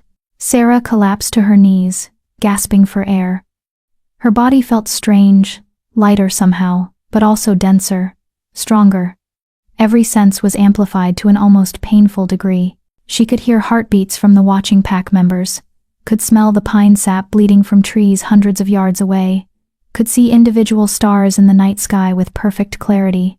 She survived, Ravenna breathed, sounding shocked. More than survived, the white-haired elder said with wonder. Look at her marks. Sarah looked down at her arms. The symbols the elders had painted were no longer just on her skin. They'd sunk into her skin, becoming permanent tattoos that glowed faintly silver. Pack markings, wolf markings, proof of what she'd become. Stand, Theron said, and there was something new in his voice. Respect. Let the pack see what you've become. Sarah stood on legs that felt like coiled springs. Power thrummed through every muscle, begging to be used. She felt like she could run for days without tiring, could leap impossible distances, could fight with strength that would shatter human bones. But underneath the power, she was still herself. Still Sarah. The beast was there, would always be there now, but it answered to her. The pack erupted in howls, celebration this time, not support. Against all odds, the half-blood girl had survived the blood awakening. Theron approached, his silver eyes studying her with newfound intensity. How do you feel? Different, Sarah said, and her voice came out lower, carrying an edge it had never had before. Stronger, like I could tear down mountains. You couldn't, Theron said dryly. But you could probably punch through a stone wall. Your strength is perhaps 5 times what it was. Significant, but not superhuman. Your speed, senses, and healing are where you'll notice the most dramatic changes. He circled her slowly, examining the glowing marks on her skin. The symbols have bonded perfectly. That's extremely rare. Usually they fade within days, becoming normal scars, but yours. He touched one lightly, and Sarah felt power pulse beneath his finger. Yours are permanent.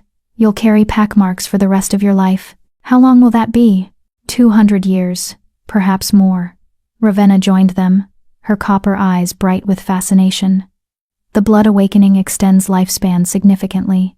You'll age much slower now, heal from injuries that would kill normal humans. 200 years. Sarah tried to process that and couldn't.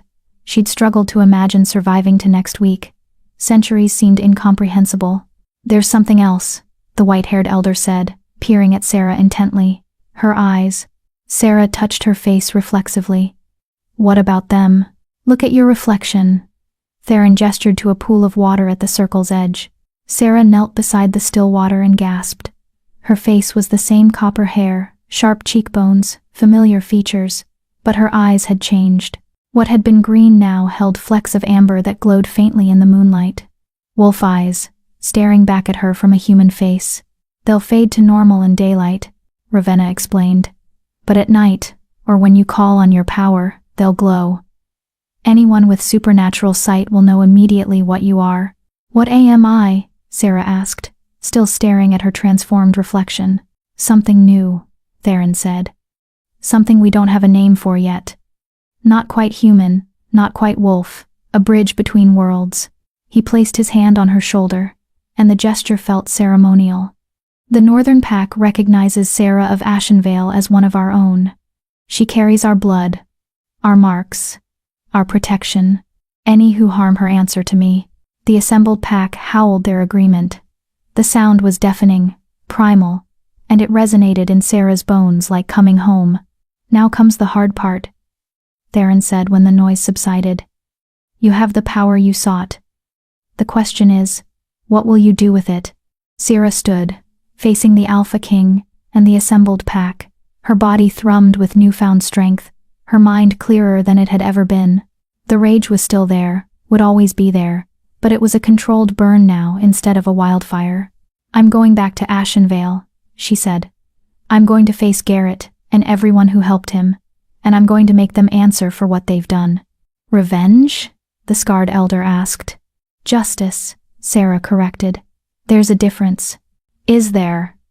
Theron's gaze was piercing. Because from where I stand, they look remarkably similar. Sarah met his eyes without flinching. Revenge is hurting people because they hurt you. Justice is making sure they can't hurt anyone else. I won't kill Garrett, tempting as that is, but I will make sure the village knows the truth. That his crimes aren't buried. That my grandmother's death means something. Silence stretched. Then, slowly, Theron smiled a fierce, approving expression that transformed his stern face. Then you'll have the pack's support, he said. But Sarah, remember Astrid. Remember what happens when justice becomes bloodlust. If I see you crossing that line, our protection ends. Understood? Understood, Sarah replied. Good. Theron glanced at the moon, now descending toward the horizon. Dawn comes in a few hours. Rest. Tomorrow, we'll plan your return to the village, and we'll make sure Garrett regrets the day he ever crossed you. As the pack dispersed and the ritual circle emptied, Sarah stood alone in the moonlight. She held up her hand, watching the symbols on her skin pulse with silver light, felt the power coiled in her muscles, the beast waiting patiently inside her ribcage. She'd survived. Against all odds, against a ritual that killed more than it saved, she'd survived and claimed the power she needed. Now came the hard part. Using it wisely. Garrett had destroyed her life, thinking her weak and helpless. Tomorrow, he'd learn that the half-blood girl he'd tormented had become something far more dangerous than he could imagine. Tomorrow, the wolf would return to Ashenvale, and there would be a reckoning. Chapter 8. The reckoning begins. Sarah stood at the edge of Ashenvale 3 days later, watching smoke rise from chimneys in the early morning light. The village looked exactly as she'd left it. Timber buildings clustered around the central square, the council hall dominating the skyline, fields stretching beyond in orderly rows. Peaceful, innocent, as if nothing terrible had ever happened here, as if her grandmother hadn't burned to death while the village watched. You're certain about this? Ravenna asked from beside her. The wolf woman had insisted on accompanying Sarah, along with 2 other pack members, silent warriors who'd shifted to human form for the journey, but radiated predatory power. I'm certain, Sarah replied. Her voice was steady, but her heart hammered against her ribs. Not from fear, from anticipation. She'd spent the last 3 days learning to control her new abilities.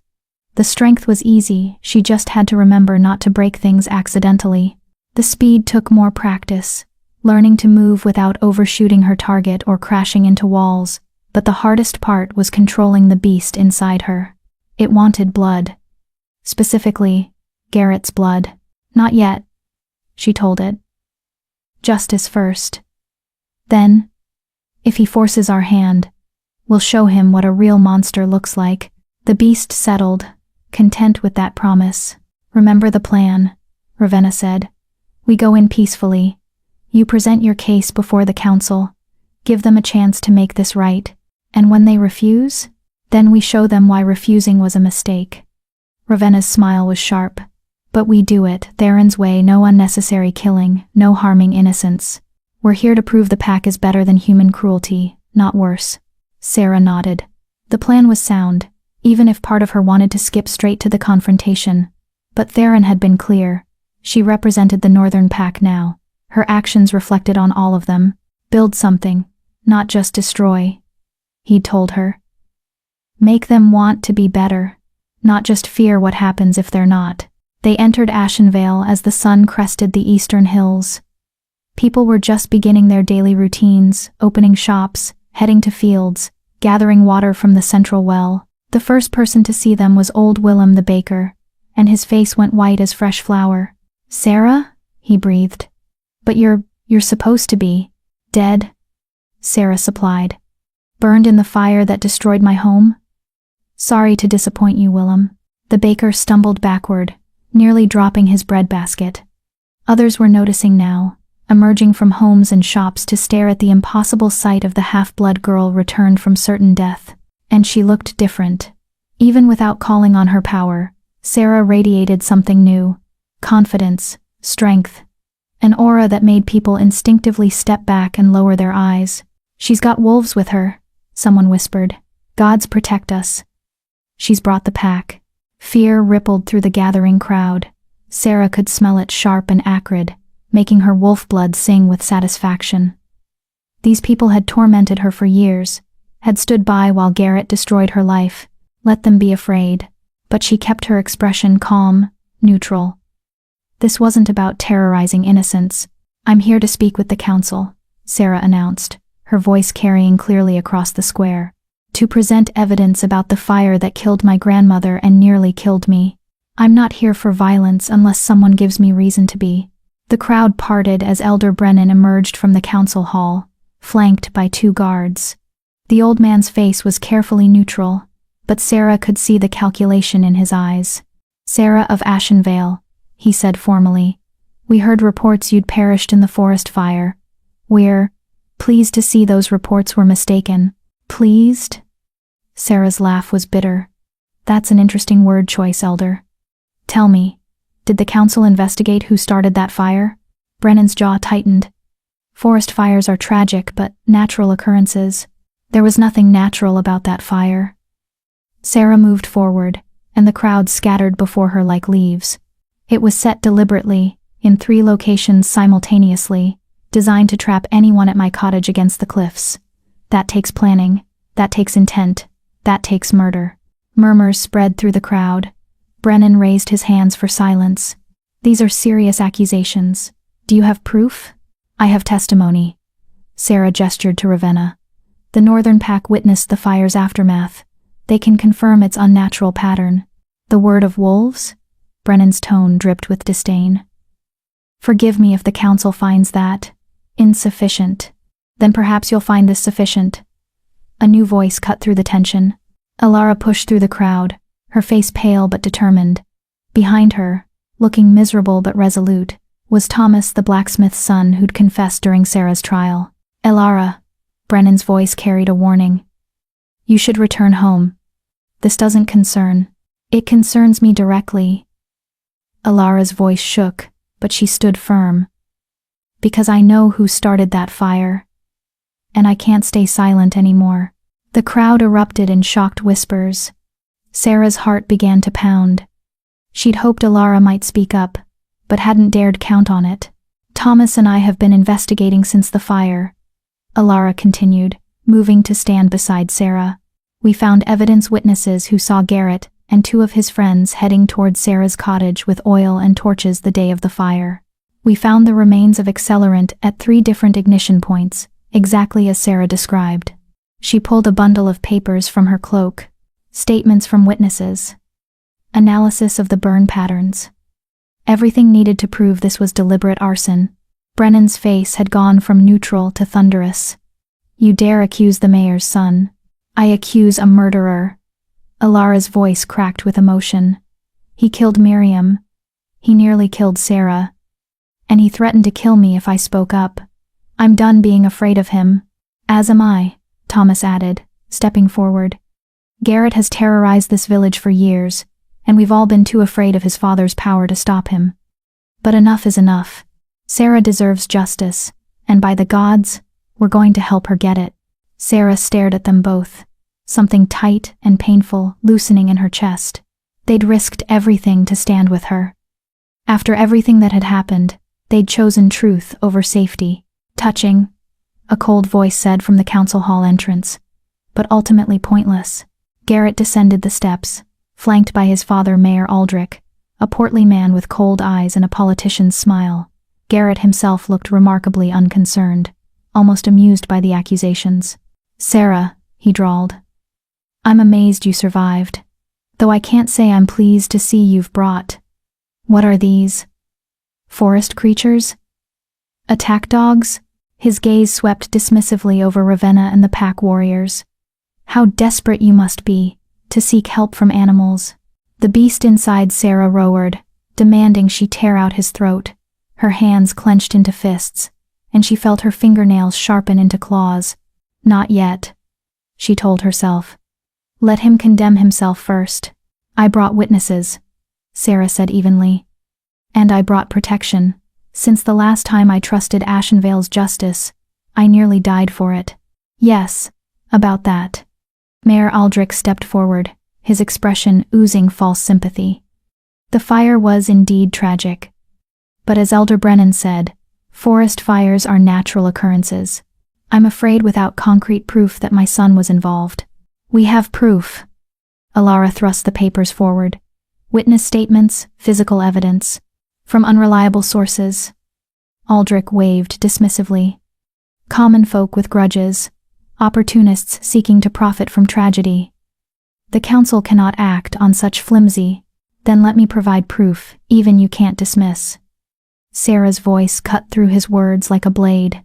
She pulled a charred piece of wood from her pack, one of the accelerant-soaked torches she'd recovered from the fire site. This is from the southern ignition point. It still smells of lamp oil, expensive oil, the kind only wealthy families can afford. Should we compare it to the oil in the mayor's household? Aldrich's face went rigid. That proves nothing. It proves someone with resources set that fire. Sarah's eyes, flickering amber in her anger, locked onto Garrett. And we both know who that someone is. Garrett's smirk faltered. Just for a moment, something like fear flashed across his face. Then it was gone, replaced by cold fury. Careful, half-blood, he said softly. You're making accusations you can't back up, and there are consequences for slander against noble families. Noble. Sarah laughed, and the sound held no humor. There's nothing noble about you, Garrett. You're a spoiled child who can't handle being told no. You tried to kill me because I embarrassed you. You murdered my grandmother because she stood up for me. You're not noble. You're pathetic. The crowd gasped. No one spoke to the mayor's son that way, ever. Garrett's face went purple with rage. You dare. I dare because I have nothing left to lose. Sarah moved forward, and Garrett instinctively stepped back. You took my home, my family, everything I had. What else can you possibly do to me? I can make you wish you'd died in that fire. Garrett snarled. There it is. Sarah's smile was sharp. A threat. In front of the entire village. Tell me, Garrett, is that how innocent people react to accusations? Garrett realized his mistake too late. Around the square, people were watching with new understanding. The mayor's son, threatening violence against someone accusing him of murder. It didn't look good, The council will review this evidence, Brennan said quickly, trying to regain control. A proper investigation will be conducted. Until then, all parties should. Until then, Garrett will flee, Sarah interrupted. Or worse, he'll arrange another accident. No. This ends today. You can't demand immediate judgment, Aldrich blustered. The law requires human law. Sarah's eyes flashed amber, and she let just a hint of her power show. But I'm not fully human anymore, am I? I carry the blood and marks of the Northern Pack, which means I can invoke Pack law for justice. The crowd went deathly silent. Even Brennan looked shocked. Pack law hasn't been invoked in 50 years, he said slowly. Then it's overdue. Sarah turned to Ravenna. Tell them what Pack law says about murder. Ravenna stepped forward, her copper eyes gleaming. Pack law is simple. If a member of the Pack is wronged by outsiders, they may challenge the accused to single combat. The challenged may accept, face Pack justice, or submit to the Pack's ruling without contest. This is absurd, Aldrich sputtered. We're a civilized village, not barbarians. You're a village that burns half-blood girls alive and calls it justice. Sarah cut him off. Don't talk to me about civilization. She turned to face Garrett directly. I invoke Pack law. Garrett, son of Aldrich, I challenge you to single combat. If you win, I'll accept that as proof of your innocence, and leave Ashenvale forever. If I win, you'll confess your crimes before the entire village and face human justice. Do you accept? Garrett stared at her, and Sarah saw the calculation in his eyes. He was larger, trained in combat by his father's guards. She was a girl who'd spent most of her life trying to avoid fights. To him, this probably seemed like an easy victory. I accept, he said with false bravado. And when I beat you half-blood, you'll crawl back to your animal friends and never show your face here again. Then let's end this. Sarah removed her cloak, revealing the glowing pack marks on her arms. Now, the crowd formed a ring in the central square. This was it, the moment Sarah had been building toward. Not just revenge, not just justice. Proof that the powerless girl they'd tormented had become something they could never break again. Garrett drew his sword, a fine blade, well-maintained, the weapon of someone who'd trained but never really fought. He settled into a fighter's stance, confident and smirking. Sarah stood empty-handed, her body relaxed, her eyes beginning to glow. Last chance to back down, Garrett taunted. I'd hate to mar that pretty face. Wait, you're not pretty, are you?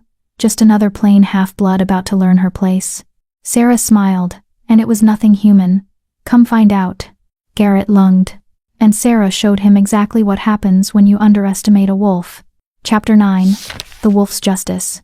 Garrett's sword came down in a brutal overhead strike meant to cleave Sarah from skull to sternum. She wasn't there.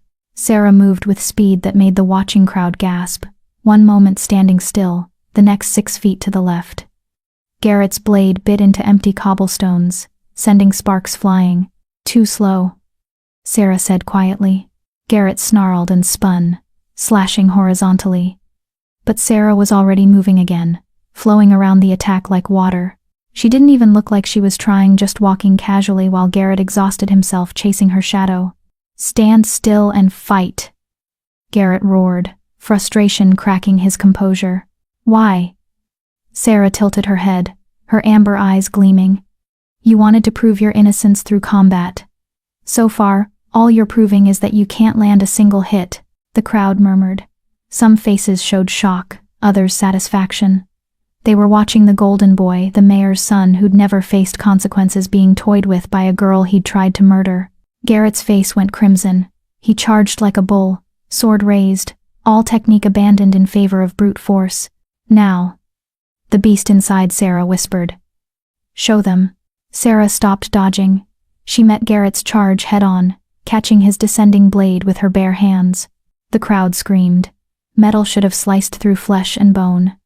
Instead, Sarah's palms glowed with silver light, and the sword stopped dead, caught between hands that had become harder than steel. Garrett's eyes went wide with terror. What? Sarah twisted. The sword shattered like glass, fragments scattering across the cobblestones. Then she moved so fast, Garrett didn't even have time to flinch and slammed her palm into his chest. The mayor's son flew backward 15 feet and crashed into the well's stone wall hard enough to crack it. He slumped to the ground, gasping for air, blood trickling from his nose. "Get up," Sarah said, her voice carrying across the silent square. "You're not done yet." Garrett struggled to his feet, terror finally replacing arrogance. You're a monster." "No." Sarah moved forward slowly, deliberately, giving him time to see her coming. "I'm exactly what you made me. You tried to kill a girl who showed kindness to a wolf pup. That girl died in the fire. What survived is something far less forgiving." She reached down and hauled Garrett up by his shirt, lifting him one-handed until his feet dangled off the ground. The ease of it, the casual display of impossible strength, sent ripples of fear through the watching crowd. "Here's what's going to happen," Sarah said, her face inches from Garrett's. "You're going to confess every crime, every lie, everything you did to me, to my grandmother, to Alara. You're going to tell the truth for once in your miserable life." I won't." Sarah's grip tightened, and something in Garrett's chest creaked ominously. Not breaking, not yet. But the threat was clear. "You will," she said softly. "Because if you don't, I'll take you into the forest. And we'll see how long the mayor's son survives when the northern pack decides to hunt him." "You can't!" Mayor Aldrich pushed through the crowd, his face apoplectic. "This is barbarism. Guards, arrest her." The village guards moved forward hesitantly, hands on their weapons. But Ravenna and the two-pack warriors stepped into their path, and the guards stopped dead. One look at those copper eyes, those predatory smiles, and the guards' courage evaporated. "Touch her," Ravenna said pleasantly, "and discover what happens when humans threaten pack members." The guards backed away. "You see this?" Sarah addressed the crowd, still holding Garrett aloft. "This is your leadership. A mayor who covers up his son's crimes, guards who enforce the strong over the just, a council that condemns the innocent and protects the guilty. Is this the Ashenvale you want?" Silence. Then someone spoke, old Willem the baker, his voice shaking but clear. "No, it's not." Another voice joined his. Then another. Within moments, dozens of villagers were speaking up, some timidly, others with growing anger. Years of resentment toward the mayor's corruption, toward Garrett's unpunished cruelty, suddenly finding voice. "Let the boy confess," someone shouted. "We deserve the truth," another yelled. The tide was turning. Sarah could feel it, the crowd's mood shifting from fear to righteous anger. They'd been bullied and controlled for so long, and now they saw someone standing up to their oppressors, someone who couldn't be silenced or threatened. "Last chance, Garrett," Sarah said. "Confess, or I let the pack have you." Garrett's resistance crumbled. Tears streamed down his face, mixing with blood from his broken nose. I started the fire, used oil from my father's stores, set 3 ignition points like he said." "Like who said?" Sarah's grip tightened. "My father," Garrett sobbed. "He planned it, said the half-blood was becoming a problem, that her trial made him look weak. He told me to make it look like an accident." "Garrett," Aldrich roared, "be silent." But his son was beyond stopping. The confession poured out in a torrent, how Aldrich had orchestrated the false theft charges, how he'd pressured Helena to force Alara's testimony, how he'd planned Sarah's death to tie up loose ends. Every corrupt scheme, every abuse of power, laid bare before the entire village. When Garrett finally ran out of words, Sarah dropped him. He collapsed to the cobblestones, broken and sobbing. The crowd's anger had reached a boiling point. People surged forward, shouting for justice, for the mayor's arrest, for accountability after years of abuse. "Enough!" Elder Brennan's voice boomed across the square. The old man looked haggard, aged 10 years in the last hour. "The council has heard the confession. Mayor Aldrich, you and your son are hereby stripped of authority and remanded to custody pending formal trial." "You can't do this," Aldrich sputtered. "I am this village. Without me, without you, we'll be better off," Brennan said coldly. "Guards, take them both." This time, the guards moved with confidence, seizing Aldrich and Garrett. The mayor struggled and cursed, but his son just went limp, all fight gone. As they were dragged away, Brennan turned to Sarah. His expression was complex: shame, respect, and something that might have been fear. "You've brought justice to Ashenvale," he said quietly. "But at what cost? You're no longer the girl who left here. What are you now?" Sarah met his gaze steadily. "I'm someone who won't be pushed around anymore. Someone who protects those who can't protect themselves. Someone who remembers every person in this village who looked away while I suffered." She let that sink in, watching the crowd shift uncomfortably. "But I'm also someone who understands that most of you were victims too. Afraid to speak up, afraid to act, trapped in a system that punished kindness and rewarded cruelty. So, I'm not here for vengeance against you. I'm here to offer you a choice." "What choice?" Willem asked. "Change." Sarah's voice rang across the square. "Ashenvale can continue as it was, small, fearful, controlled by whoever holds power, or it can become something better. A place where half-bloods aren't cursed, where the weak aren't trampled, where justice matters more than status." She gestured to Ravenna and the pack warriors. "The Northern Pack is willing to establish formal relations with Ashenvale, trade, protection, knowledge sharing, but only if this village proves it deserves that honor. Only if you show you've learned from this." Murmurs spread through the crowd, excited, hopeful. Trade with the Northern Pack could transform Ashenvale's fortunes. Protection from the wolves instead of fear of them. It was unprecedented. "And what do you want in return?" Brennan asked carefully. "Representation." Sarah's eyes glowed brighter. "A voice on your council for those who've been voiceless. Fair treatment for anyone, regardless of bloodline. And," her voice hardened, "a memorial for my grandmother. Miriam deserves to be remembered as someone who fought for what was right, not as a casualty of tragic accident." "Done," Brennan said immediately. "The council will vote on formal measures, but you have my word those changes will be made." Sarah studied him, reading the sincerity in his face. He meant it. Fear had motivated him initially, but now she saw genuine shame for what he'd allowed to happen. "Good enough," she decided. "For now." "Then Ashenvale has a future," Sarah said. "Prove yourselves worthy of it." She turned to leave, but Alara stepped forward, her face streaked with tears. "Sarah, wait. I'm so sorry. For everything. I should have spoken up sooner, should have stood by you. You stood by me when it mattered most." Sarah interrupted gently. "You risked everything to bring evidence. That took more courage than I think you realize.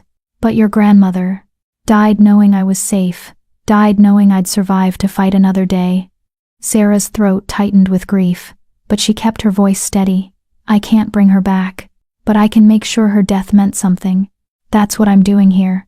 Alara threw her arms around Sarah, sobbing. Sarah stiffened. Physical affection still felt strange after so long without it, but then she hugged back. Alara had been her only friend in this place. That deserved recognition. "Thank you," Alara whispered, "for being stronger than any of us deserved."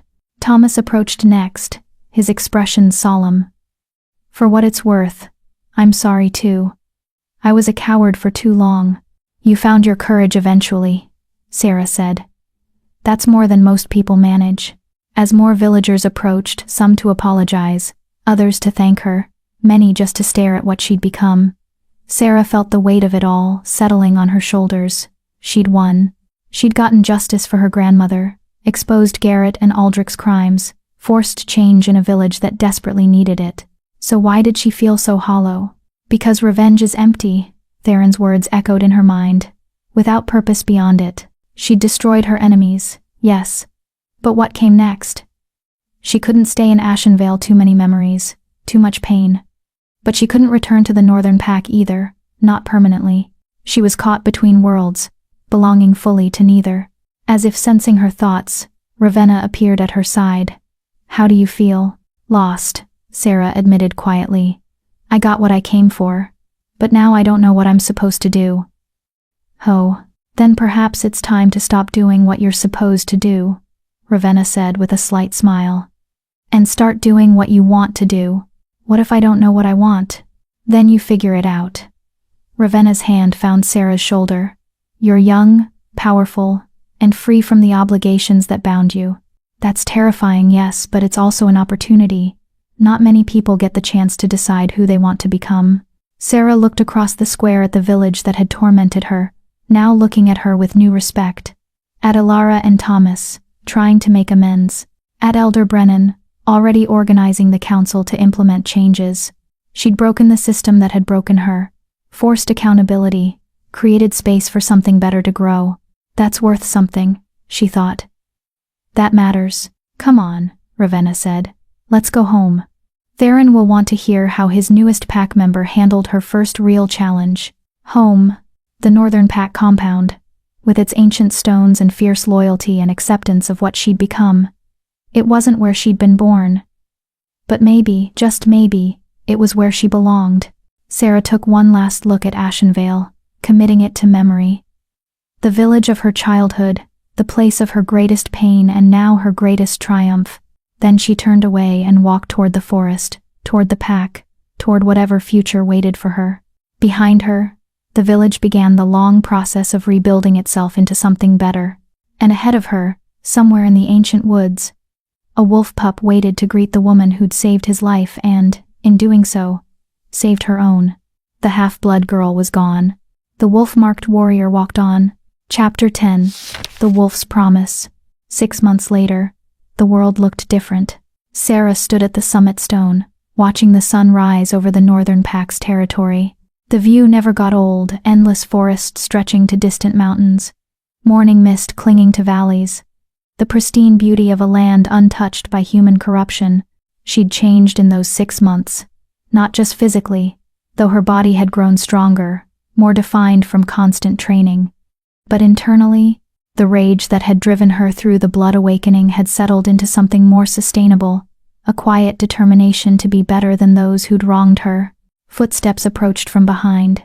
Sarah didn't turn. She'd learned to identify pack members by their gait, their scent, the unique rhythm of their presence.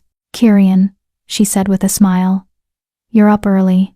The wolf that emerged from the tree line was no longer a pup. In 6 months, Kyrian had grown into a magnificent creature nearly as large as his father, with silver-white fur that gleamed in the dawn light. His amber eyes held the same intelligence they'd always had, but now tempered with maturity. He padded to Sarah's side and pressed his massive head against her hip.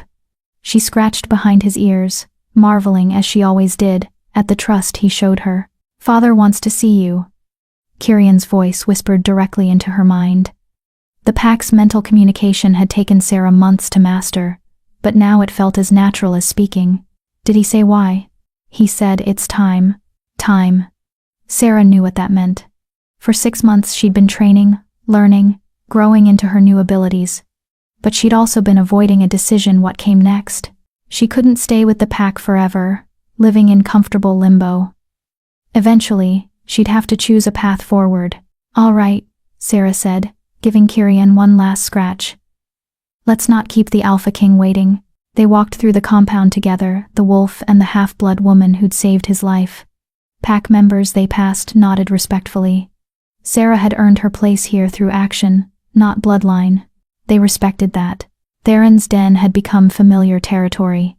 Sarah entered without hesitation, finding the Alpha King standing before a massive map carved into the stone wall. It showed the Northern Pack's territory, the surrounding human settlements, and marked in red areas of conflict. "Trouble?" Sarah asked. "Always." Theron turned, and his silver eyes studied her with that penetrating gaze she'd come to recognize. "But that's not why I called you here. Sit." Sarah sat on one of the cushioned benches. Kyrian settled at her feet, still protective even in his father's presence. "6 months ago, you came to us seeking vengeance," Theron began. "You've had your revenge. Garrett and his father are imprisoned. Ashenvale has reformed its laws, and your grandmother's memorial stands in the village square. You've accomplished everything you set out to do. But," Sarah heard the unspoken word, "but you're still here." Theron moved to sit across from her. "Don't misunderstand, you're welcome to stay as long as you wish. You've earned that right 100 times over, but I think we both know you're not staying because you want to. You're staying because you don't know where else to go." The observation hit uncomfortably close to home. Sarah had been avoiding that exact question for months. I don't fit in the human world anymore, she admitted. And I'm not fully pack. Where exactly am I supposed to go? That depends on what you want to do, not where you want to be. Theron leaned forward, his elbows on his knees. Sarah, you're something unique, a bridge between two worlds. That's not a weakness, it's an opportunity. For what? For change. Real, lasting change. Theron gestured to the map. There are dozens of villages like Ashenvale scattered across these lands. Small, isolated, fearful of the supernatural. And there are supernatural communities, wolf packs, fae courts, ancient beings who view humans as beneath notice, or worse, as prey. The divide between these worlds grows wider every year. He met her eyes. You could be the one who closes that gap. A mediator, a protector of both sides. Someone who understands human fragility and supernatural power. Sarah's heart began to pound. You want me to be... what? An ambassador? I want you to be whatever you choose to be. Theron's smile was slight but genuine. But yes, the Northern Pack would officially recognize you as our emissary to human territories. You'd have our backing, our protection, our resources. Your job would be simple. Find places where humans and supernatural beings are in conflict, and broker peace, protect the innocent, punish the guilty, create understanding where there's only fear. That's not simple, Sarah said. That's impossible. So was surviving the Blood Awakening. So was bringing justice to Ashenvale alone. Theron's gaze was steady. You've already done the impossible. Sarah, this is just doing it on a larger scale. Sarah stood, needing to move, to think. She walked to the map, tracing the red marks that indicated conflicts. So many. So much pain and fear on both sides. What if I fail? She asked quietly. What if I make things worse? Then you'll learn from it and try again. Theron joined her at the map. Sarah, I'm not asking you to solve every problem or save every victim. I'm asking you to try, to be present in spaces where understanding is needed, to show both humans and supernatural beings that coexistence is possible, because I'm living proof of it. Sarah realized. Exactly. Theron's hand settled on her shoulder. You carry wolf blood and human heritage. You've suffered under human cruelty but didn't become a monster in response. You have power but choose restraint. You're everything I wish more people human and supernatural could be. The weight of it was enormous, but underneath the fear, Sarah felt something else stirring. Purpose. Real, meaningful purpose, beyond revenge or survival. This is what grandmother meant, she thought suddenly. About kindness, being its own reward. Not that kindness prevents pain, but that choosing it anyway creates something worth building on. I'll do it, Sarah said, turning to face Theron. I'll be your emissary, your bridge. Whatever title you want to give it, I'll try. Theron's smile was rare and brilliant. Then let's make it official. He led her outside, where the entire pack had gathered hundreds of wolves in both forms, surrounding the summit stone. Sarah's breath caught. This was ceremonial, important. Ravenna approached, carrying a bundle of dark leather. Your official gear, she said with a warm smile. Emissary of the Northern Pack gets certain perks. The leather was armor lightweight, but incredibly strong, marked with the same glowing symbols that decorated Sarah's skin. A cloak of midnight black fur that shimmered silver in certain lights, and a blade short, perfectly balanced, forged from some metal that caught moonlight even in daylight. Wolf steel, Theron explained as Sarah examined the weapon. Stronger than any human-forged blade. It'll serve you well. Sarah donned the armor, fastened the cloak, belted the blade at her hip. When she looked at her reflection in the polished stone, she barely recognized herself. The frightened half-blood girl was truly gone. In her place stood a warrior, fierce, capable, ready. Sarah of Ashenvale. Theron's voice rang across the assembled pack. Do you swear to serve as bridge between the Northern Pack and the human world? To seek peace where possible, deliver justice where necessary, and represent our interests with honor? I swear it, Sarah replied, her voice steady and strong. Do you swear to protect the innocent, regardless of species? to stand against cruelty wherever you find it, to use your power wisely and remember that strength without mercy is tyranny? I swear it. Then, before the pack and the ancient forest, I name you Sarah Wolfborn, emissary of the Northern Pack, bearer of the Blood Awakening, and friend to all who seek justice. Theron's eyes blazed with silver light. May your path be clear, your purpose true, and your enemies wise enough to flee before you. The pack erupted in howls, a deafening chorus of support and acceptance. Sarah felt tears prick her eyes but refused to let them fall. This was a beginning, not an ending, a new chapter opening. Kyrian bounded forward and shifted his massive wolf form, blurring, reshaping into that of a young man with silver-white hair and amber eyes. He was perhaps 16 in appearance, though Sarah knew wolf aging didn't follow human patterns. I'm coming with you, he announced. Kyrian Theron started. Father, she saved my life. I owe her. Kyrian's expression was stubborn, a young wolf testing his independence. Besides, she'll need someone who can shift fully, someone who can scout ahead, carry messages to the pack, provide backup in her wolf form when she needs it. Theron looked at Sarah. Your decision. He's no longer a pup, but he's still young.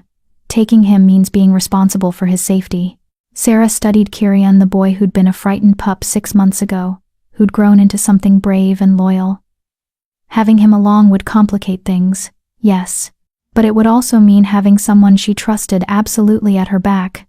If he's willing to follow my lead and not take stupid risks, Sarah said, then I'd be honored to have him.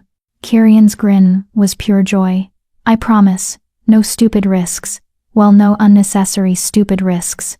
We'll work on that definition, Sarah said dryly. Over the next few days, they prepared for departure. Ravenna taught Sarah the basics of diplomatic negotiation. The elders provided information on nearby conflicts that might benefit from mediation, and Theron gave her something precious, a seal bearing the Northern Pack's mark, proof of her authority to speak on their behalf. Use it wisely, he said. That seal carries weight. It can open doors or start wars, depending on how it's wielded. On the morning of departure, Sarah stood at the compound's edge, her supplies packed, Kyrian in wolf form waiting patiently beside her.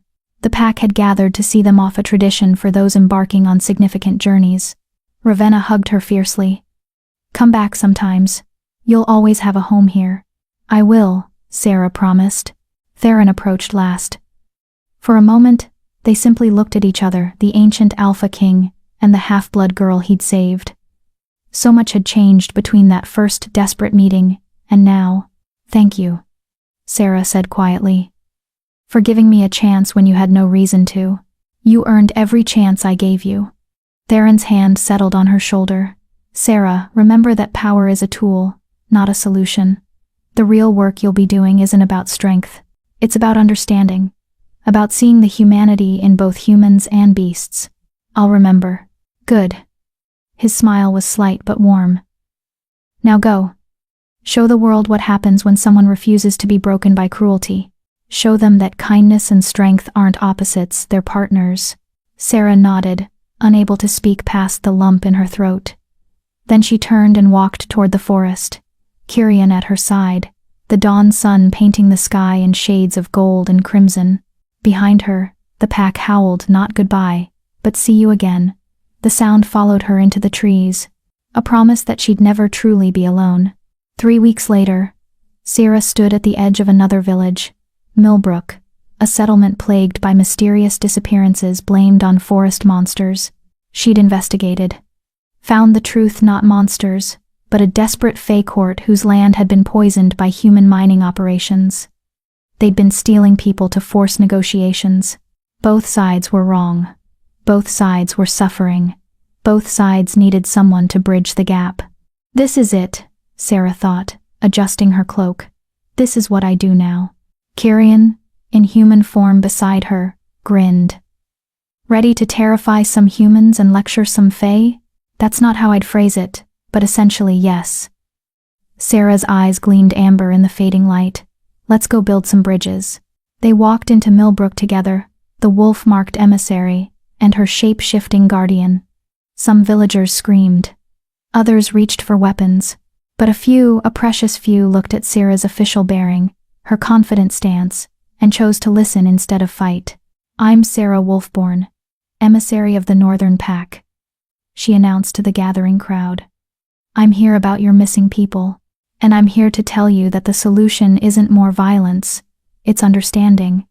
If you're willing to listen, I can help you, both you and the beings you call monsters."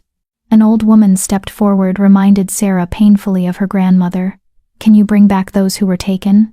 "I can try," Sarah said honestly. "I can't promise success, but I can promise I'll fight for justice for all of you, human and supernatural alike." The old woman studied her for a long moment, then nodded. "That's more than anyone else has offered. We're listening."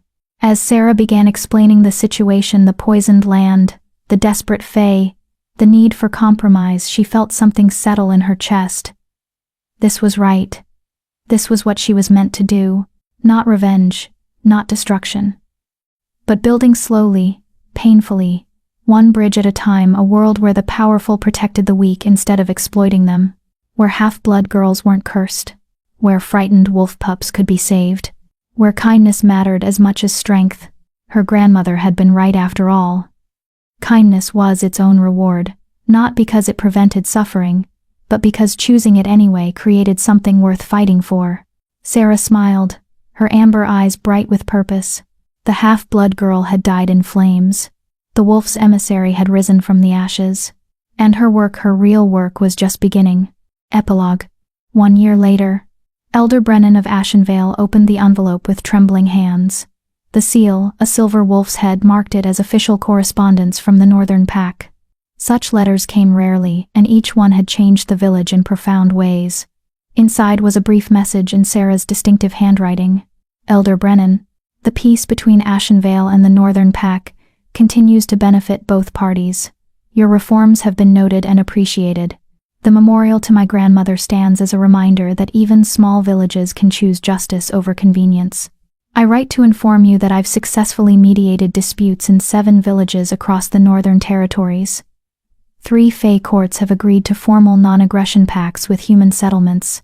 2 rogue wolf packs have been brought back into proper pack structure, and 1 particularly nasty necromancer has been discouraged from further activities. The work is hard. Some days I wonder if I'm making any difference at all, but then I think of grandmother, and the kindness she showed even when the world showed her only cruelty. I think of a frightened wolf pup I couldn't abandon, and I remember that every small choice to help instead of hurt matters. I don't know if I'll ever return to Ashenvale. Too many painful memories live there.